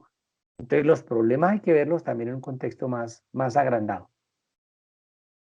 Sí, ese es un tema muy importante porque realmente en términos de ergonomía, pues para nosotros yo creo que es el punto de los puntos más difíciles, porque en la medida en que se nos metió el trabajo a la oficina, pues nos tocó adecuar lo que teníamos en la casa. Algunas personas quizás tenían su estudio, pero el que no tiene su estudio, pues saque la silla del comedor y hágale, ¿sí? Y además, pues están los hijos trabajando, los que están en la universidad, los que están en el colegio, y en esa medida, pues distribuya la casa para que todo el mundo, pues esté conectado al Internet, los problemas del Internet que pues aparentemente que son muy buenos, pero resulta que el Internet se cae permanentemente. En cuanto a salud mental, pues la presión en el trabajo ha sido durísima. Nosotros, aunque no podemos decir absolutamente nada porque no tenemos una prueba y uno, como usted dice, pues uno tiene que tener las pruebas claras o haber hecho un análisis, pero sí hemos tenido desafortunadamente algunos casos de suicidio y pues Claro. hablando con el esposo de la compañera, pues manifestaba pues que ella pues él, digamos, lo que él manifestaba es que ella estaba hasta altas horas de trabajo, pues de la noche trabajando en la oficina y que pues en la oficina de la casa, ¿no? Y que Sí. ella no se despegaba del trabajo, porque prácticamente su vida era simplemente levántese y siéntese al computador y trabaja hasta la madrugada y al otro día levántese temprano y siga trabajando. Ese es el hecho, ¿sí? También, pues en los computadores, en la medida en que alcanzaron los computadores portátiles, entonces alguna gente pues alcanzó a tener su computador en la casa, pero ya para los computadores de mesa ha sido muy difícil que los dejen sacar de las oficinas, que nos parece que eso no está bien que eso suceda. Y también hemos tenido el fallecimiento de varios compañeros pues por el COVID, ¿no? Por diversas razones. Tenemos unos sectores y ha sido lamentable y muy doloroso. Incluso uno de nuestros compañeros de la junta directiva del sindicato, el compañero Wilson Morales, él fue muy duro la muerte de él, nos dolió mucho. Y ahí me impresionó mucho porque él me escribió el domingo a las 5 de la mañana, me escribió que hacía, que llevaba ya varios días, que se ahogaba, que hacía. Pues yo cuando me di cuenta como a las 6, le dije, pues váyase inmediatamente para el hospital, ¿cómo no se quede más en su casa? Y claro, él se fue para el hospital, pero ya fue demasiado tarde. Entonces, ese es un ejemplo, pero como él, dolorosamente también han muerto otros varios compañeros, pero no solo ellos, también muchos compañeros, y lo hemos sentido, se han muerto sus papás, su mamá, su papá, y bueno, esto ha sido muy difícil para nosotros porque yo creo que en alguna medida eh, pues la ausencia y el dolor de la muerte, del cual pues todos sabemos que nos vamos a morir, pero no nos pero siempre es un desgarramiento la muerte y sobre todo, pues quién se iba a imaginar que que llegara en estas condiciones, ¿no? Pues todos estábamos tranquilos, pero yo creo que también ha habido una reflexión de parte nuestra sobre todo el tema ecológico y ambiental, y nos hemos dado cuenta que podemos vivir en otras condiciones, que de pronto no necesitamos ya tanto el uso del vehículo y que podemos construir una sociedad como más amigable con el medio ambiente, como un mecanismo, digamos, de supervivencia de nuestra sociedad, ¿sí? Ese sería el comentario, y le doy la palabra también al compañero Oscar. Oscar Vega quiere, que está levantando la mano. Buenas tardes, compañeros. Doctor, quisiera hacer una consulta. ¿Cómo ve las medidas adoptadas por el gobierno frente a la pandemia? ¿Suficientes, insuficientes o se ha quedado demasiado corto?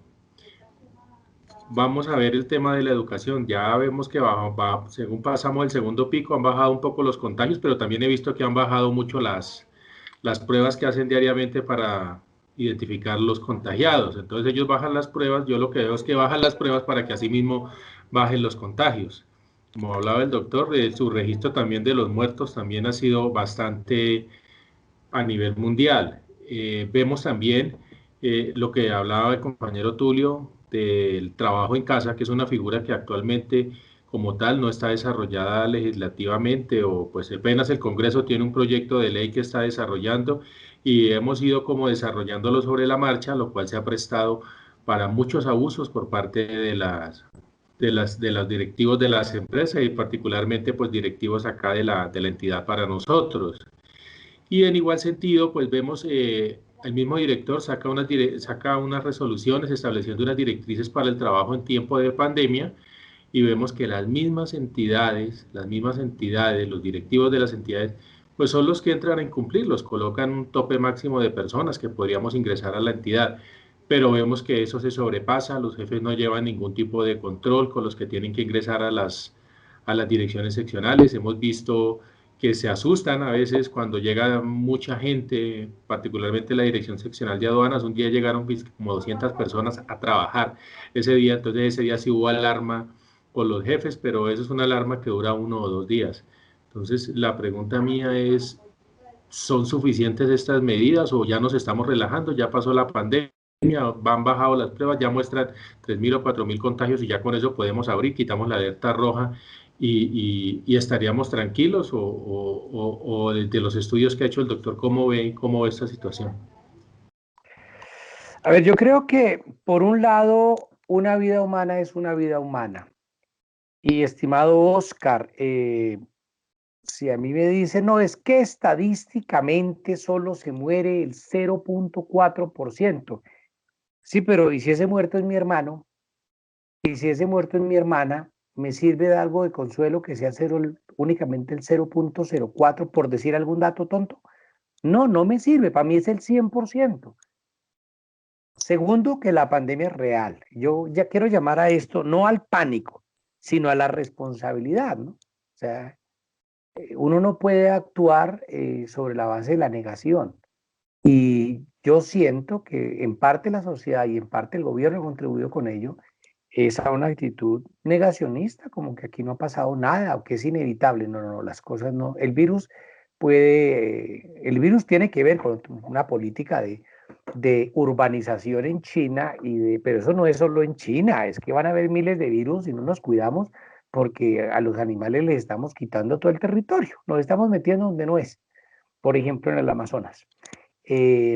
Lo que sí es determinante es cómo yo respondo frente a eso. La muerte es inevitable, pero el cómo yo respondo, cómo actúo yo frente a la muerte, sí es una responsabilidad mía. Entonces, a partir de ahí, yo quisiera plantear varias cosas. Lo primero, que el gobierno ha demostrado su inoperancia, es decir, uno pone al frente gente que tenga la capacidad de tomar decisiones y con experiencia. Y lo que uno ve es que esa gente, a pesar de que se ha escuchado, no se le ha hecho caso. No voy a mencionar aquí nombres, pero hay colegas míos, asesores del presidente, que lo que le hacen a uno sentir es que no hay el cuidado a lo que se dice desde la ciencia. La segunda cosa es que no estamos discutiendo un partido de fútbol, no es si era gol de Yepes o si nos robaron la la corona en Filipinas, es que estamos contando con 60.000 muertos en vidas humanas. Entonces, yo le pido a todas las personas que nos están escuchando que piensen seriamente si vale la pena trabajar 20 horas para dejar la vida encima de un puesto porque a alguien se le ocurrió que toque ir a meternos en una oficina a la topa tolondra o a lo maldita sea, como dicen los muchachos de hoy en día. Yo creo que en eso hay que ser responsable. Pero además con otra cosa muy grave, y es que todos tenemos seres queridos. Entonces no solamente no hay que infectarse por uno mismo, sino incluso por los seres queridos. Una de las discusiones que tenemos estos días con el sector de magisterio van como 114.000, una cosa así, niños de los 9 a los 18 años, 140 y pico mil contaminados, contagiados, eso es real. O sea, son cientos de miles de niños que han sido contaminados ya. Y entonces que le digan a uno, no, es que eso no pasa nada, eso abramos las escuelas. Hombre, podemos abrirlas, pero ¿cuál es el mínimo de responsabilidad que se requiere? Yo creo que ahí es donde radica el debate. El debate central hay que darlo en términos de hasta qué punto, quién va a asumir la responsabilidad de las vidas humanas que se van a perder. Entonces, y ahora uno ve en términos del gobierno, Oscar, ¿qué prioridades ha asumido? Hay una frase que usaba mi abuela Isabel, perdonen que la mencione de nuevo, y es que de acuerdo al desayuno uno calcula cómo va a ser el almuerzo. Y si es un gobierno que sale a alimentar el capital financiero, que sale a desconocer la urgencia de bioseguridad del personal de salud, que sale a conectar con la deuda salarial a los trabajadores de la salud, que sale a priorizar los bancos, que sale a no cerrar de una manera oportuna ¿cómo se dice? La salud de las personas, que no le exige a las EPS que cumplen con los encierros que hay que cumplir.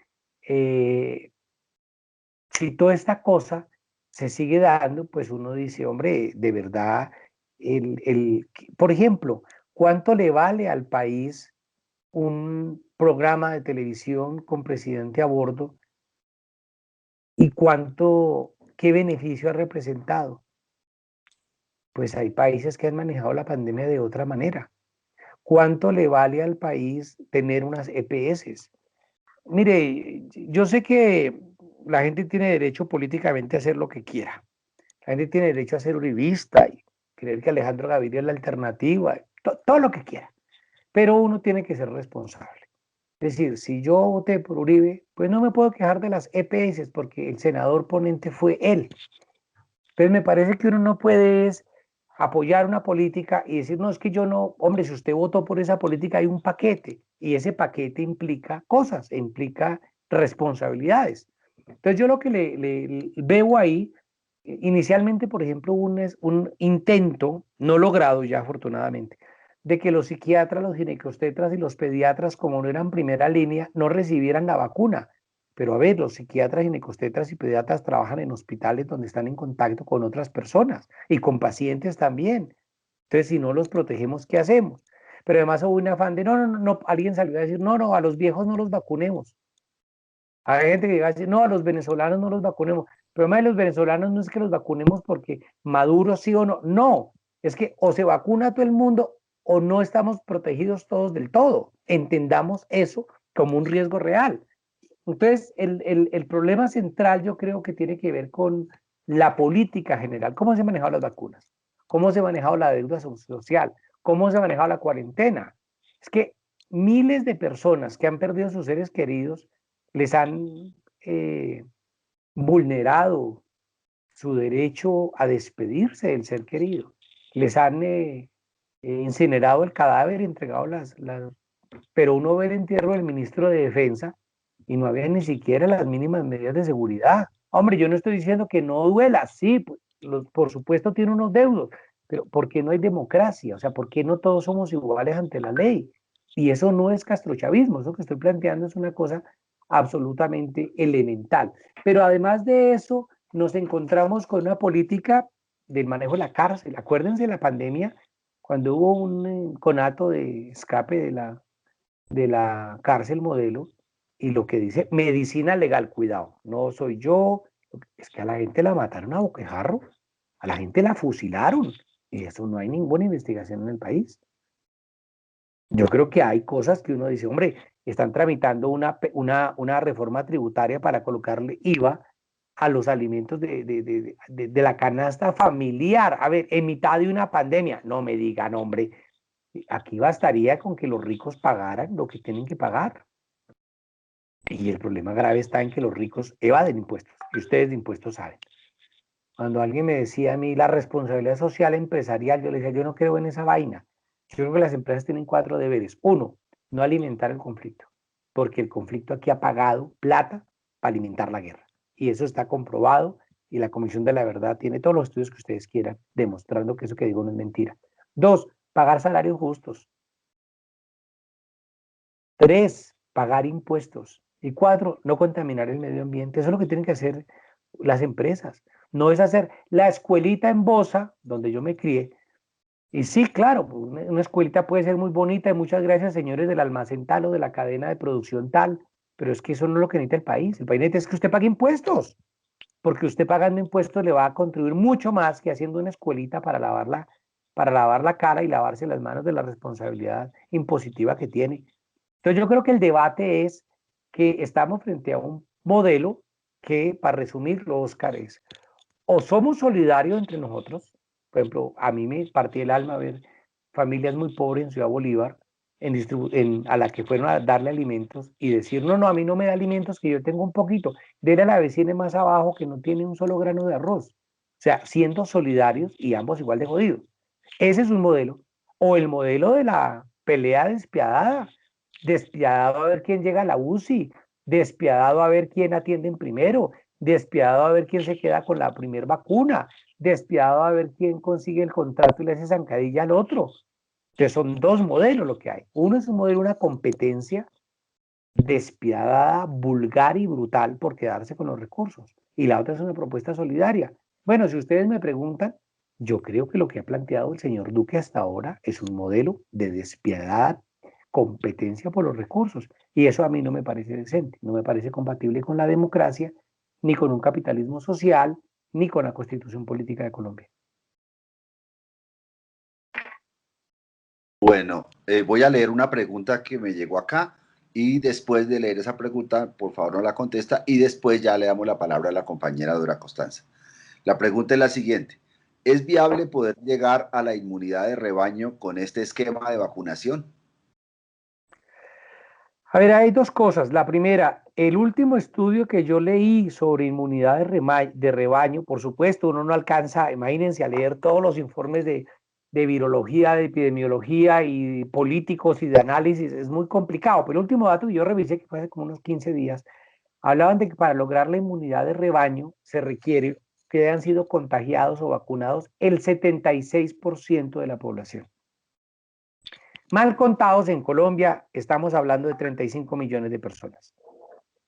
El problema es, si no nos vacunamos y tenemos la mortalidad de ahora, fíjense lo que aclaro el origen de mi número para que no suene a irresponsable, supongamos que no llegan las vacunas.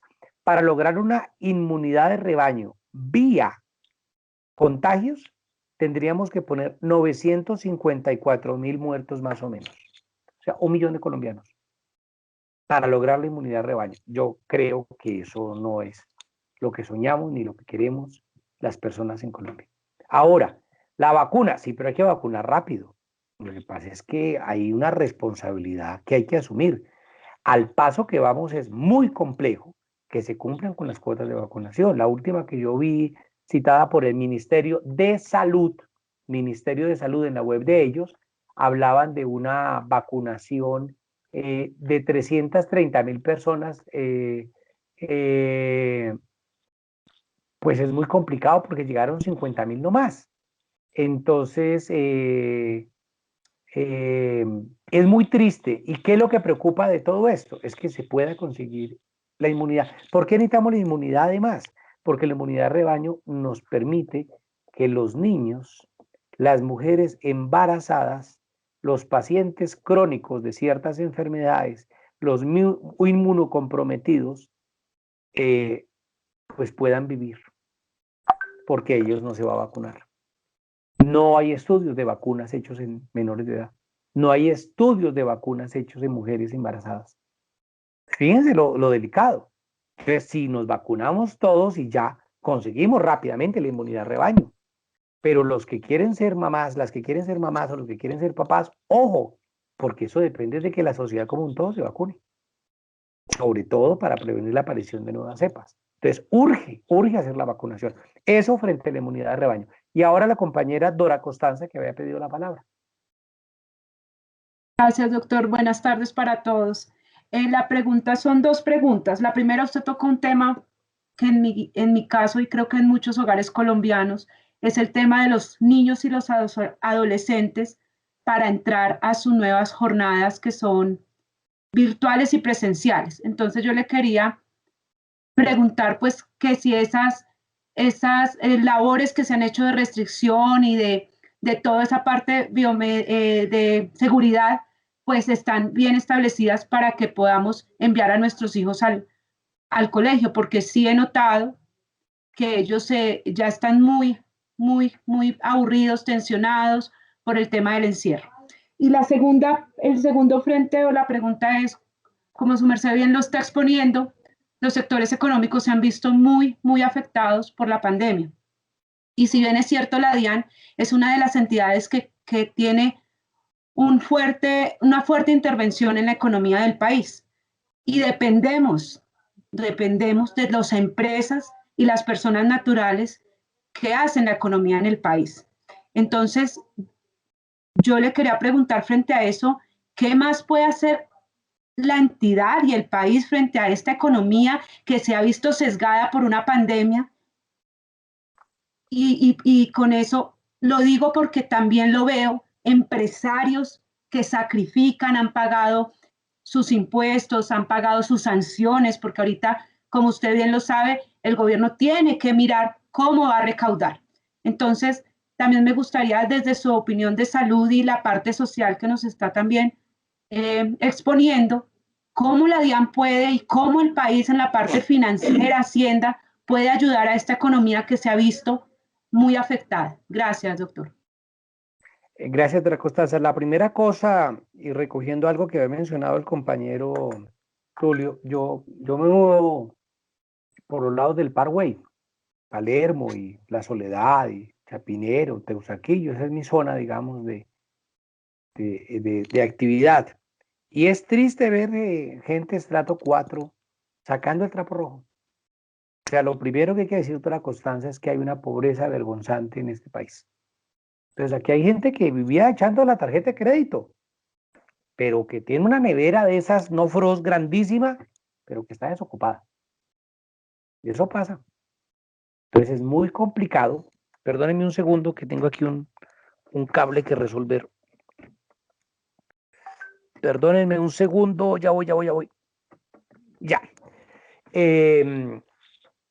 Hay un problema grave y es el problema de una pobreza vergonzosa, una pobreza vergonzante. Y una pobreza así no puede. Segundo, que Colombia, esto es solo de diagnóstico, dentro de esa pobreza vergonzante tiene una cosa que ustedes saben mejor que yo, que es el índice Gini. Es decir, la distribución de la brecha que hay entre los más ricos, el 10% más rico y el 10% más pobre en Colombia es una vergüenza. Así de claro, una vergüenza. Hace poco éramos el tercero, el cuarto, nunca hemos salido del 10. Somos los primeros 10 países con más inequidad en el mundo. Pero esa inequidad no se ve reflejada en el sistema impositivo. Claro que tenemos que recaudar, Dora Costanza. Un Estado no vive del aire. El problema es, ¿a quién le vamos a sacar plata? Porque es que sacarle más plata a los impuestos, además con esa idea tonta de le devolvemos el IVA. A ver, hay gente que no tiene ni tiene la capacidad tecnológica, ni sabe ponerse a cacharrear, a buscar que le devuelvan el IVA. Pues no se lo cobren, es que eso no tiene ningún sentido. Entonces, ¿cuál es el sistema impositivo que tenemos? ¿Quiénes están pagando impuestos en este país? Y aquí hay grandes territorios que no pagan impuestos. Entonces, mientras eso, los territorios, las grandes fincas, no se castiguen no es castigarse, ¿no? es una palabra incorrecta, disculpen, no se le obligue a ser justo en el pago de impuestos, no hay nada que hacer. Porque hay impuestos que usted va a pagar lo mismo, sea rico o sea pobre. Y mientras no haya eso, mire, yo viví en Suecia, Dora Constanza, y a mí me arrancaban el 35% de mi salario. Y a mi ex suegro le arrancaban el 70%. Y yo le preguntaba, oiga, pero ¿cómo así que usted paga 70% en impuestos? Me decía, sí, le digo, ¿y no le duele? Me dice, no, no porque mi hija fue gratis a la universidad, porque tengo acceso al médico, porque las carreteras están bien, porque... Y una cantidad de prerrogativas sociales brutales que él decía, no sé, con eso me compensa, pero además a él le quedaba más plata que a mí, a pesar de que le quitaban el 70%. Entonces, una cultura impositiva es viable donde hay justicia impositiva. Entonces, donde uno ve que no hay justicia impositiva, colocando de lado el problema de la corrupción, que eso es otro debate mucho más grande, pues es muy complicado que uno llame para recaudar. Ahora, ¿hay que hacer una reforma fiscal? Sí, claro. El país necesita sacar recursos para enfrentar esto. Pero hombre, si uno me dice que compraron yo no sé cuántas tanquetas para el SMAD y renovaron todos los carros de seguridad del presidente Duque en mitad de pandemia, ¿de verdad eso es lo urgente? O sea, ¿cuáles son las prioridades del gobierno? A mí me parece eso vergonzoso, absolutamente vergonzoso. Ahora, con relación, eso con relación a lo económico, entonces, de la Constanza, sí, hay que tocar la economía. Necesitamos reactivar la economía. Tenemos un desempleo lo más grave en los últimos 70 años.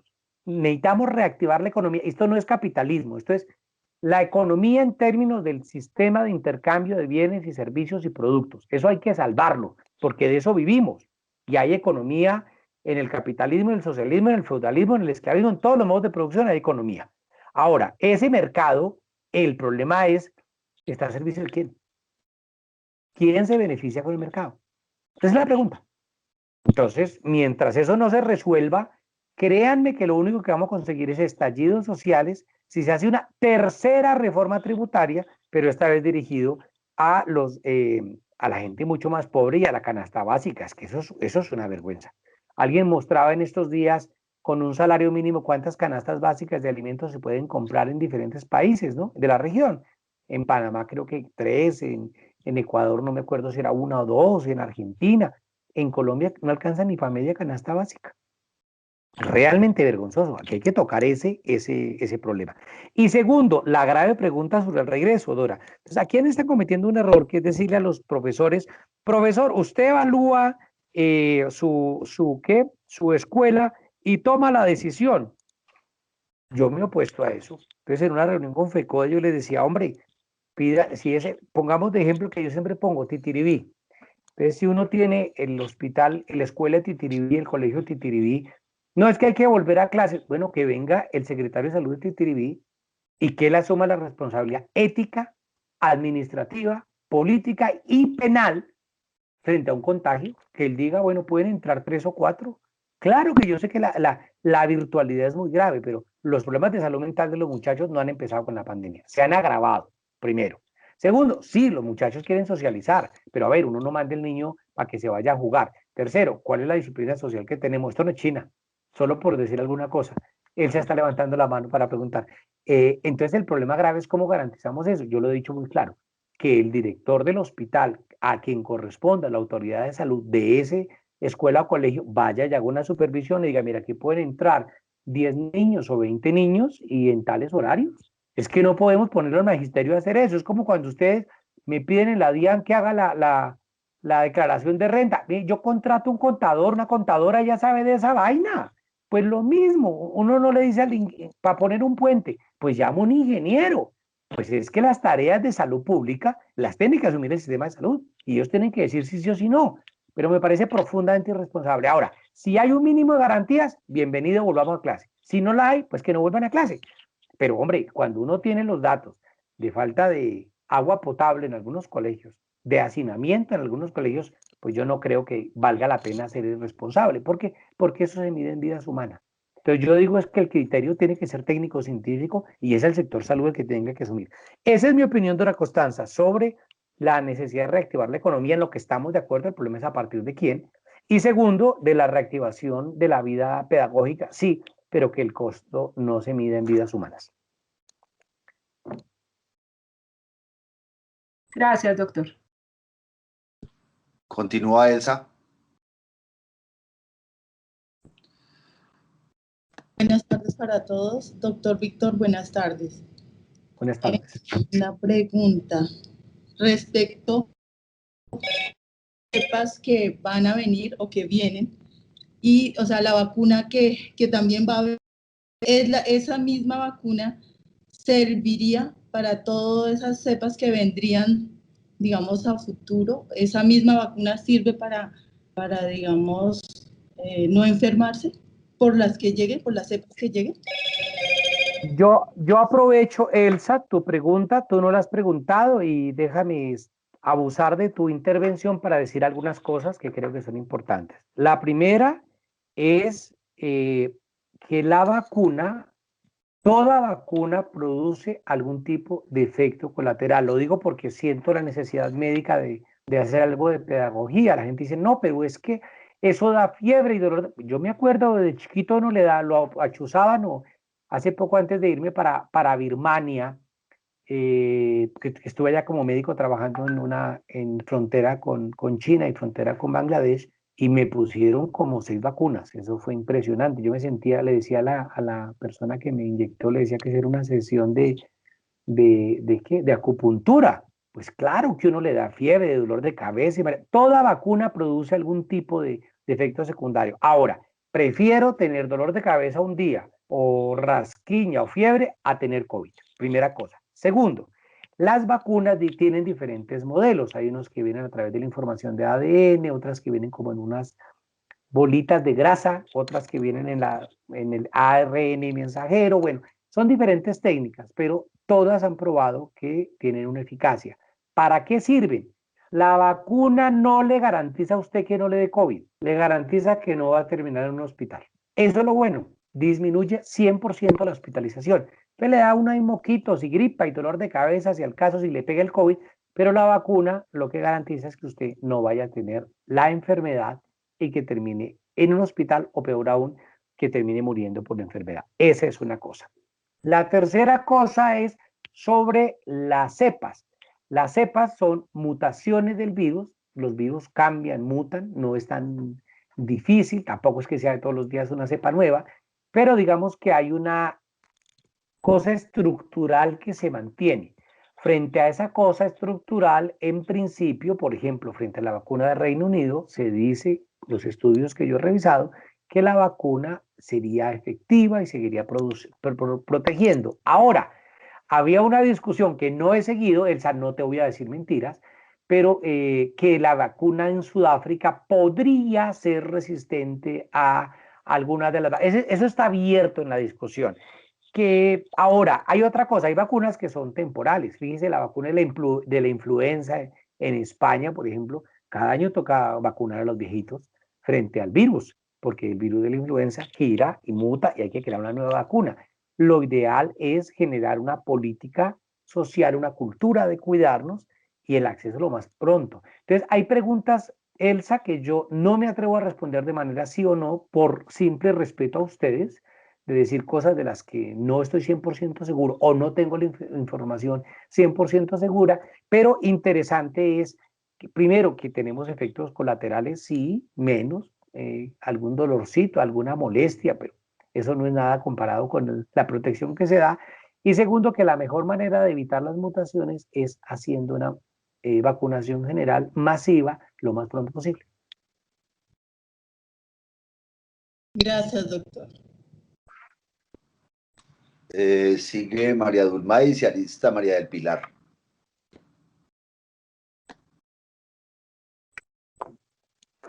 Sí, por favor. Muy buenas tardes, doctor. Buenas tardes para todos. Tengo, doctor, 3 inquietudes o preguntas. Dale, por favor. Resulta, doctor, que de acuerdo a las estadísticas, el 40% de la población no se va a vacunar. Eso lo escuché vía radio, por Caracol. ¿Cuál sería el porcentaje mínimo de la población que se debe vacunar para conseguir esa inmunidad de rebaño? Esa es mi primera. La segunda.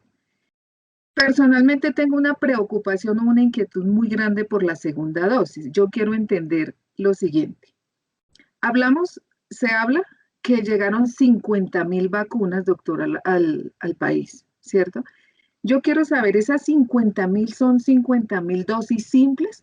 O sea que para quedar totalmente vacunado faltarían otras 50.000 para que 50.000 personas queden vacunadas.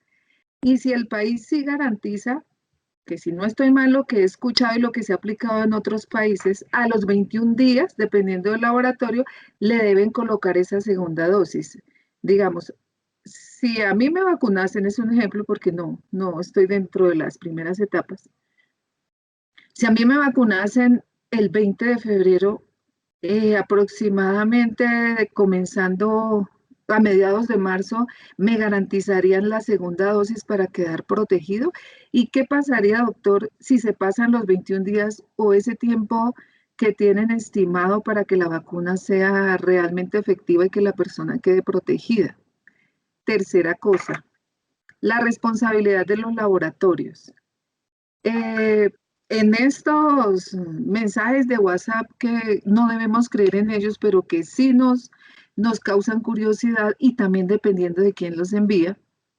Yo leía un mensaje de WhatsApp que decía, doctor, que los laboratorios no se hacen, digamos, responsables o que ellos vayan a certificar que realmente la vacuna va a proteger a la persona, que le van a decir, usted se vacunó, quedó protegido.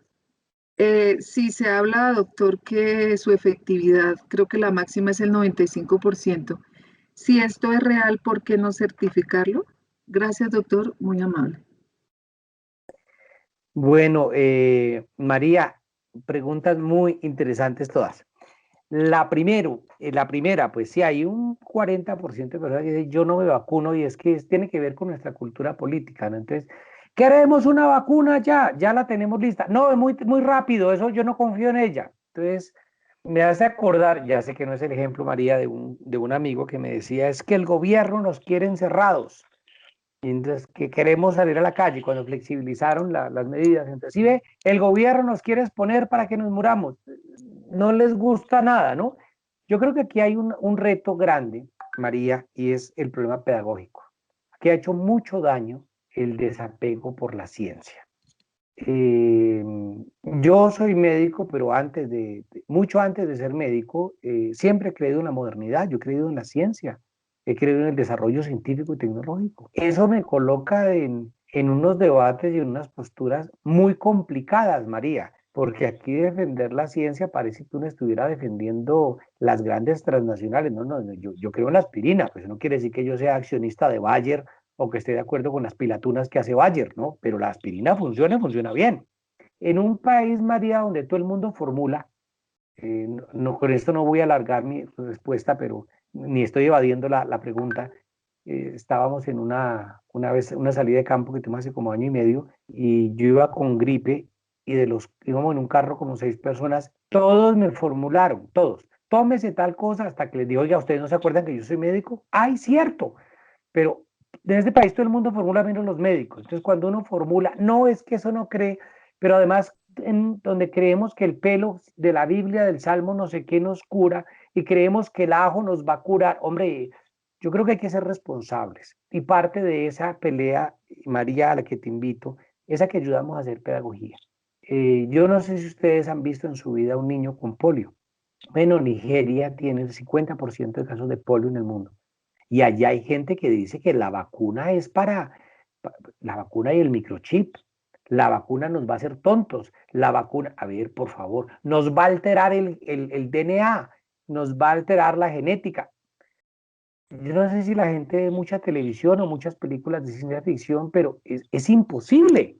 Eso es biológicamente imposible. Pero la gente está ensañada en unas cosas que son peligrosas, y yo creo que tenemos una responsabilidad como sociedad, ¿no? Yo le pongo el hombro a la primera que me den, ¿sí? Hay que vacunarse, ¿no? Y yo creo que en eso hay que ser responsables. Dentro de eso, el dato es de 76%. Necesitamos un 76% de vacunados para conseguir la inmunidad de rebaño. Entonces ahí empieza un debate sobre la responsabilidad de la salud pública. Es decir, salir a la calle sin tapabocas. Es que yo hago lo que quiera. Mira, hay un debate interesante, María, que yo cité en estos días, y es el de los cinturones de seguridad. Entonces la gente, me acuerdo que decía, no, es que yo puedo, si yo me mato manejando, pues es mi problema, porque el suicidio no está prohibido. Es cierto, el suicidio no está prohibido, pero garantíceme que usted va a manejar en una ciudad lejos de cualquier otro ser humano. Entonces, usted es libre de no vacunarse, pero a ver, ahí hay un debate grande que no está resuelto todavía. Y es, perdóneme, pero entonces enciérrese de por vida. Usted no tiene por qué exponer a la otra gente. Y el delito contra la salud pública existe. La cuarentena es una medida de salud pública.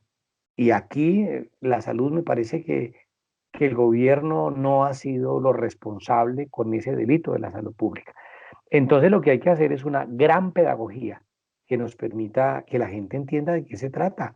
Pero si seguimos creyendo en el limón partido en tres a la luz de la luna, pues muy complicado. Mira, y no es una arrogancia desde lo médico, es un problema de conocimiento científico y que las pruebas están ahí. La segunda, dentro de esa idea de que la responsabilidad es colectiva, por supuesto, las medidas que hay que tomar es garantizar el suministro de vacunas, ¿no? Lo que se busca con un refuerzo no es otra cosa que, a ver, ¿qué hace una vacuna? Una vacuna lo que hace es torear el sistema inmune para que produzca anticuerpos. Pero esa toreada al sistema inmune se hace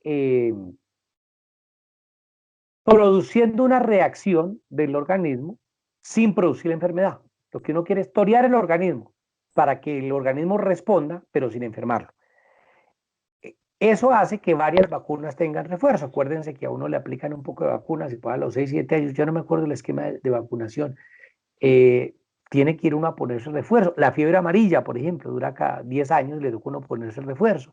Entonces, la efectividad de la vacuna sí depende de garantizar el refuerzo. Lo que hay, tú lo dices de manera correcta, son la capacidad para vacunar 25.000 personas, no para vacunar 50.000. Y es decir, salvo que uno diga, bueno, vacuno 50.000, pero tengo la garantía que de acuerdo al protocolo que se establezca, pasadas unas 2 o 3 semanas, yo tenga garantizado 100% las otras 50.000 vacunas para la otra gente. Pero lo ideal es que eso tiene que ver con la política pública. Ahora, María, ¿puede ser uno tan pesimista de pensar que el gobierno se equivoque y resulta que no aparecen las otras 50.000? Sí, yo soy pesimista, perdónenme y ojalá yo esté equivocado. Ojalá yo esté equivocado. Pero es que uno ve las cosas que han hecho, que uno dice, hombre, no, por favor, claro que es posible que eso se dé. Ahora, lo que hay ahorita es la posibilidad de vacunar 25.000 personas, que eso no es nada. Aquí nos han prometido una vacuna adecuada para 300 y pico mil de personas en el último informe del Ministerio de Salud para estas fechas y no ha llegado. Entonces sí hay una responsabilidad en la gestión. Y la tercera cosa era de los laboratorios. A ver, los laboratorios han jugado con dos cosas. Por un lado, con los precios. Entonces los precios los han hecho confidenciales. ¿Por qué se hacen confidenciales los precios? Los precios se hacen confidenciales porque es parte del mercado. Por eso había que negociar en bloque y no negociar en pedacitos, pero terminamos negociando en pedacitos. La segunda cosa es que hay unos componentes biológicos donde se discute que eso tiene que ser confidencial y bueno, digamos que eso lo puede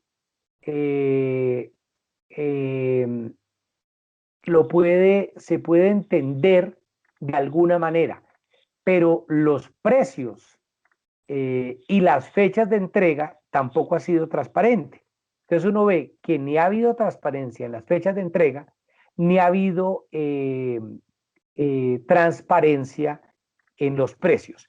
Pero además de eso, no hay una responsabilidad sobre los daños secundarios, no es tanto la protección, sino sobre los efectos colaterales. Pero aquí viene un problema grave, y es que eso le hicieron firmar a Buenos Aires, a Argentina, el gobierno de Argentina dijo, bueno, yo firmo eso, pero después le dijeron, hombre, queremos que el laboratorio tenga posibilidad de acceder a la información biológica del país llamado Argentina, es decir, que la información genética de páramos, de especies, de zonas tropicales, la farmacéutica le vende las vacunas, pero hágame el favor. Y el gobierno de Argentina dijo, no, no me fastidien. O sea, yo no le voy a dar esa información. Parte de lo que alguna gente ha planteado, entre otros yo, de la transparencia, es que queremos saber, primero, qué es lo que nos están vendiendo. Segundo, ¿cuándo es que nos van a entregar lo que nos están vendiendo? Tercero, ¿cuál es el precio de lo que nos están vendiendo? Y cuarto, ¿a cambio de qué nos lo están vendiendo? Y en eso el gobierno no ha sido transparente. Por eso insisto que el problema en última sí es político. Uno le dice, no se puede hacer política con las vacunas. Claro que ya hoy los del Centro Democrático sacaron un aviso donde promocionaban a la primera mujer que se vacunó, que fue una enfermera, y ellos se acuñan eso para hacer propaganda.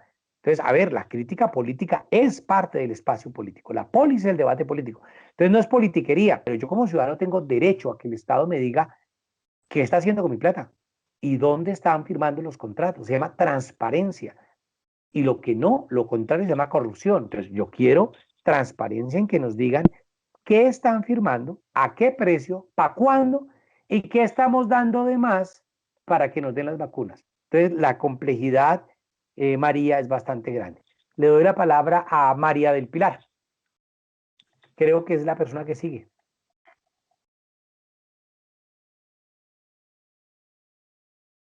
Sí, María del Pilar y se alista Kelly.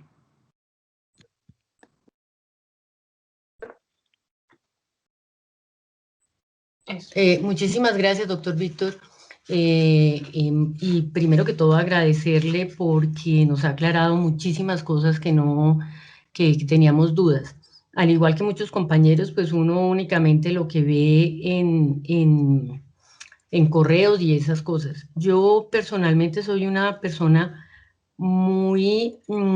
tengo altas alergias, no solo al gluten, a no sé qué, sino al tema de los cosméticos. Y pude leer un informe de un supuesto médico, me toca decirlo ahí porque uno no sabe, que decía que este tipo de alergia no era recomendable, es un tema que dice, no es recomendable que usted se vacune con la de Pfizer.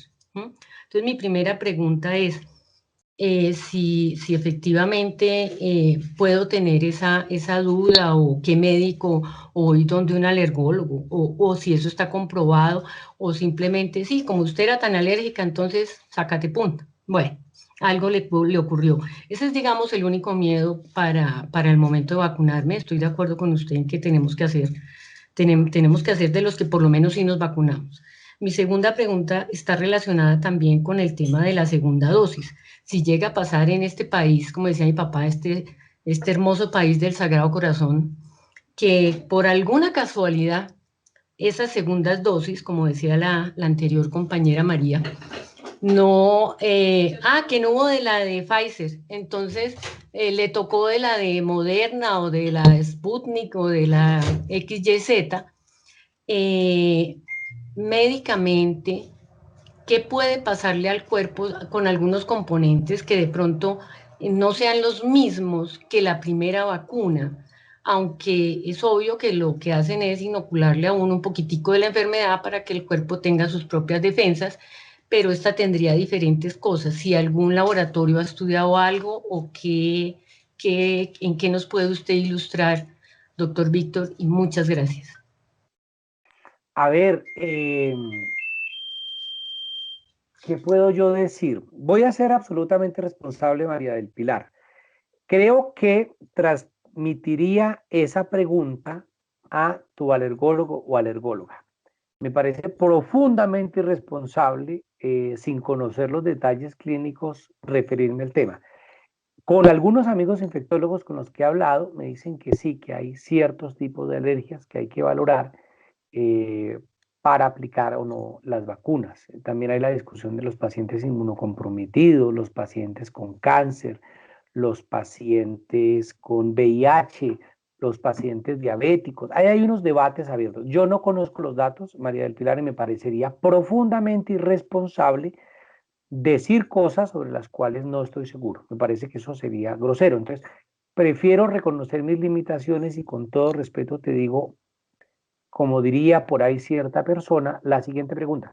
Porque no me atrevo. De verdad que me parecería irresponsable y no voy a ser irresponsable Ustedes tienen una voz de confianza en lo que yo digo, Tulio Roberto tiene una voz de confianza al invitarme, y ese gesto de confianza pasa por la honestidad. Y la honestidad es que no me atrevo a hablar sobre esos tópicos porque me parece que podría caer en el facilismo o en la irresponsabilidad y no me parece decente. Entonces, perdóneme, María del Pilar, prometo, acabé de tomar notas de las preguntas y entonces las reviso para ver qué estudios de última hora. Acuérdense que hace, por ejemplo, algunas verdades médicas que teníamos hace un año ya no son tales. Por ejemplo, el problema de la duración del virus en la superficie. Sobre eso hay un debate grandísimo y ahorita está replanteando un poco de cosas. Pero lo que uno sabía hace un año, pues ya no es válido porque es una enfermedad, a ver, es una enfermedad que lleva 14 meses. Entonces, permítanme dar el chance, yo me comprometo con Tulio, a través de Tulio, de revisar el tema y hacerte llegar las respuestas, pero discúlpame, por favor, por no responder, porque no quiero ser irresponsable. Bueno, y seguimos con Kelly para la última pregunta. Gracias por su ética, que me encanta. Y la segunda, de la segunda dosis. Sí, igual voy a revisarla porque ese es un debate también abierto, el de la segunda dosis. Voy a revisarlo. Y te prometo que a través de Tulio te hago llegar las respuestas correspondientes, las respuestas adecuadas, además. Sí, entonces ahí Muchísimas estamos gracias, doctor. Perfecto. Y lo siento de verdad, discúlpame por no sabérmelas todas, pero pues no voy a decirte mentiras. Seguimos con Kelly. Buenas La tardes. última pregunta. No, me encanta, gracias. Kelly. Buenas tardes, doctor Víctor. Y tengo una inquietud y me gustaría que usted me diera su punto de vista, a ver si de pronto uno a veces se desfasa. Lo que pasa es que yo tuve una situación hace poco que matriculé a mi niña que ingresó a décimo, ¿no? Y el colegio, como no se pudo hacer nada presencial, todo virtual, ellos mandaron un contrato y dentro de ese contrato colocaron una cantidad de observaciones donde pude analizar que esta cuestión del cuidado del COVID se lo están como que le están transfiriendo la obligación al padre de familia y no lo están consultando al ministerio así como usted lo dijo. Entonces, por ejemplo, usted está de acuerdo con que mande a su hijo, pero es bajo su responsabilidad. Usted me tiene que informar si su hijo tiene COVID o no, pero si su hijo se contamina, nosotros no respondemos por el tema. Y una cantidad de cosas que colocaron en ese contrato. Y yo hice observaciones, pues así como la que usted estaba diciendo, y yo pensé que no me iban a matricular a mi niña, ¿sí? Pero una cantidad de observaciones, doctor, como que transfiriéndonos la responsabilidad a nosotros, los padres de familia, frente a esta situación del COVID, cuando esto no es responsabilidad de nosotros, como usted dijo, nosotros realmente no sabemos ya ni qué es bueno ni qué es malo. Pues yo lo que le contesté al colegio fue que me parecía una irresponsabilidad. Primero, yo no puedo responder por si ellos tienen las condiciones o no, y si mi hija la manda al colegio y le da COVID, entonces yo como padre de familia tengo que asumir esa situación, ¿sí? Y una serie de cosas así. En ese caso, doctor, ¿qué podemos hacer nosotros, los padres de familia, con esos condicionamientos que nos están allegando esa entidad privada frente a esa situación del COVID? Sí, espérate, busco aquí una guía con la que yo he estado discutiendo. Yo tengo una serie de papelitos, ustedes me ven moviendo. Este es el papelito de mis análisis sobre educación y COVID. Entonces, estimada Kelly, lo primero, hay unos indicadores de metraje ideal, creo que es de 1.5 metros cuadrados por estudiante. Quiere decir que un salón tiene que tener una distribución tal que se garantice que mi hijo o hija tiene 1.5 metros cuadrados para él. Lo que no se puede es decirle, arrúmense ahí a la topa tolondra, sino que se requiere eso. Se requiere una altura mínima de 2.7 metros. Se requiere además ventilación, aireación adecuada y otra cantidad de cosas. Entonces se requiere una serie de medidas. La pregunta es, ¿el colegio cumple con eso? Entonces el problema no es el tapabocas, el problema no es el gel en las manos, es ustedes, señores del colegio, ¿cumplen con esos estándares o no? Porque es que eso no depende de los padres. Segundo, ahí hay una tendencia a decir, no, es que los niños no contagian. A ver, primero, los niños sí se contagian. Y segundo, los niños sí se infectan y algunos se mueren, pero sí contagian a los abuelos. Yo no sé tu caso, Kelly, pero una cosa muy común en nuestra sociedad es que los abuelos y las abuelas le echan una mano a los padres y a las madres cuidando a los hijos. Bueno, vamos a dejar que los abuelos se infecten en estos contagios de los niños. Pero además de eso, hubo una cosa muy interesante que hizo alguien de FECODE. Encontró 12 puntos de posible riesgo de contagio. El transporte a la escuela, las aulas, los baños, las formaciones, las tiendas escolares, los recreos, bla, bla, bla, bla, bla. Entonces, me decía un profesor, mire hombre, el tapete, ¿qué hacemos para garantizar el tapete? Si nos mandan 10 tapetes y tenemos 30 salones, o en un colegio privado, ¿quién va a asumir eso? Entonces yo creo que el derecho a la salud es importante y el derecho a la salud mental de los muchachos es importante, pero el derecho a la vida también prima. Entonces yo creo que lo que hay que exigir a los colegios es que ellos asuman su deber. Ahora, digamos, en primer lugar es, señores del colegio, no me transfiera a los padres de familia la responsabilidad, porque es que el papá y la mamá no están en el colegio. O sea, me parece una irresponsabilidad.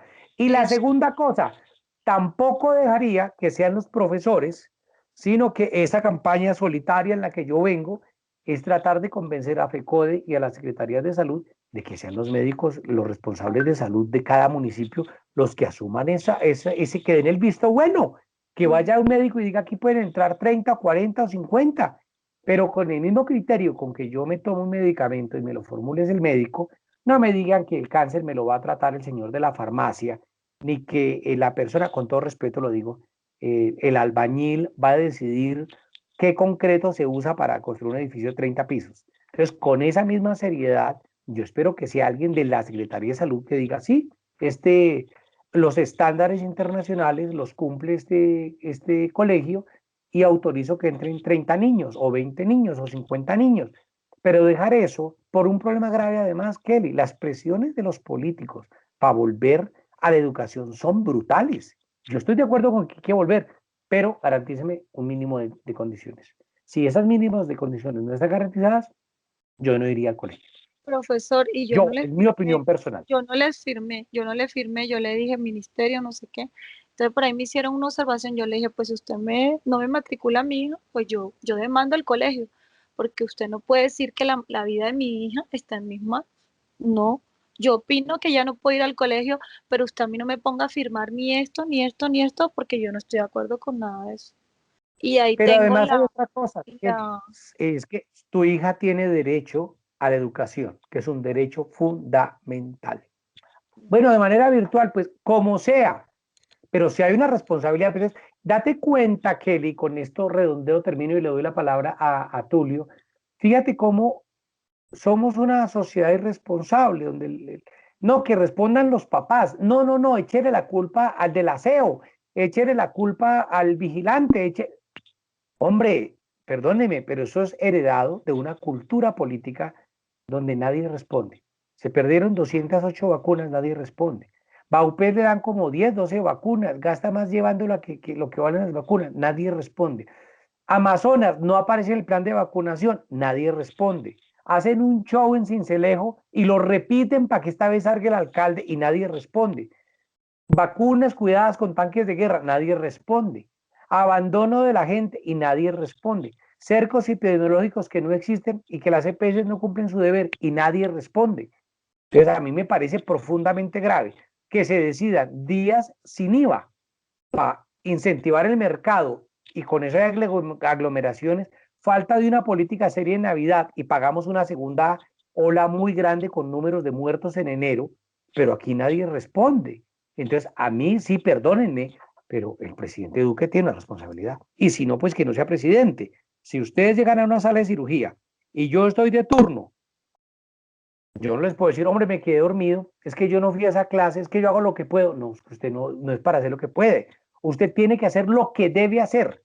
Y un presidente está para hacer lo que debe hacer.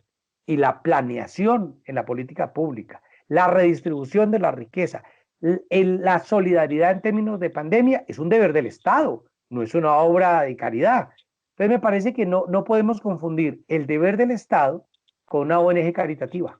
No, es que tiene el deber, es que es mi derecho como ciudadano, yo pago impuestos a recibir unos beneficios. Kelly pidió la palabra, me imagino que será la misma Gracias. Kelly que quiere hacer otro comentario. Dale. No, yo no. Era solamente eso, doctor, que estaba preocupada porque entonces ahí dentro de ese contrato dice y que si su hijo usted lo manda y se muere con COVID, nosotros pues no respondemos y yo no. Y ahí pues de todas maneras voy a pasarle eso a un abogado porque pues no estoy de Claro. acuerdo con muchas cosas del colegio. Era eso solamente. Muchas gracias. Vale. Bueno, yo Dígame. creo que quisiera hacer un comentario final y es que en Inglaterra precisamente una de las causas para la expansión de la pandemia fue haber abierto los colegios, ¿sí? Eso lo reconocieron ya y eso hay que tenerlo en cuenta. Recuérdese que la crisis que hubo en Gran Bretaña con el tema del crecimiento de la pandemia y estuvo relacionada con la apertura de los colegios. Yo creo que pues son las 4:57, creo que ya estamos sobre el término. No sé, hay dos personas más que están preguntando, pero me parece que pues tenemos que respetarnos aquí a todos. Realmente pues la programación es de 3 a 5, nosotros siempre somos puntuales, somos exactos. La gente ha sido excelente su participación y excelentes los mensajes que nos ha dado a todos aquí los compañeros de la DIAN. Este es un trabajo pues que estamos haciendo desde Ultradian, donde estamos buscando pues la participación y estamos buscando pues que podamos estos temas que tienen que ver ahora con la pandemia, podamos analizarlos, podamos comprenderlos. Para de hoy en 8 tenemos la invitación al doctor profesor de la Universidad Nacional Jairo Villabona, quien nos va a hablar sobre el tema fiscal. Esperamos que todos ustedes, compañeras y compañeros, estén aquí nuevamente de hoy en 8 días a las 3 de la tarde. Y bueno, le agradecemos, doctor Víctor Correa, y lo felicitamos porque realmente sus respuestas y las inquietudes que nos ha dejado han sido muy buenas. Sí, yo quiero, antes de despedirme, Tulio, si me permites, uno es darle las gracias a las personas y podemos tener puntos de vista políticos diferentes, pero frente a la pandemia creo que tenemos que unirnos y ojalá esto salga adelante. Segundo, mi apellido es de Correa, como si fuera casado. La DIAN si nunca se equivoca en mi apellido. La DIAN además nunca me olvida. Ustedes religiosamente me piden, estoy mamando gallo, ¿no? Espero no lo tomen a mal. Mi página web se llama Víctor de Correa Lugo, por favor visítenla, ahí hay un email de contacto o a través de Tulio, lo que yo pueda ayudar. Quedo pendiente de María de las preguntas que me hizo. Muchísimas gracias y en lo que yo pueda ser útil, Tulio, por favor cuenten conmigo. Ahora sí me despido. Tulio, por favor. Una feliz tarde, muchas gracias a todos los 94 compañeras y compañeros que asistieron a esta reunión y nuevamente gracias, doctor Víctor de Correa Lugo. Nos veremos de hoy en 8. Gracias, hasta luego. Gracias. Muchas gracias. Gracias a ti.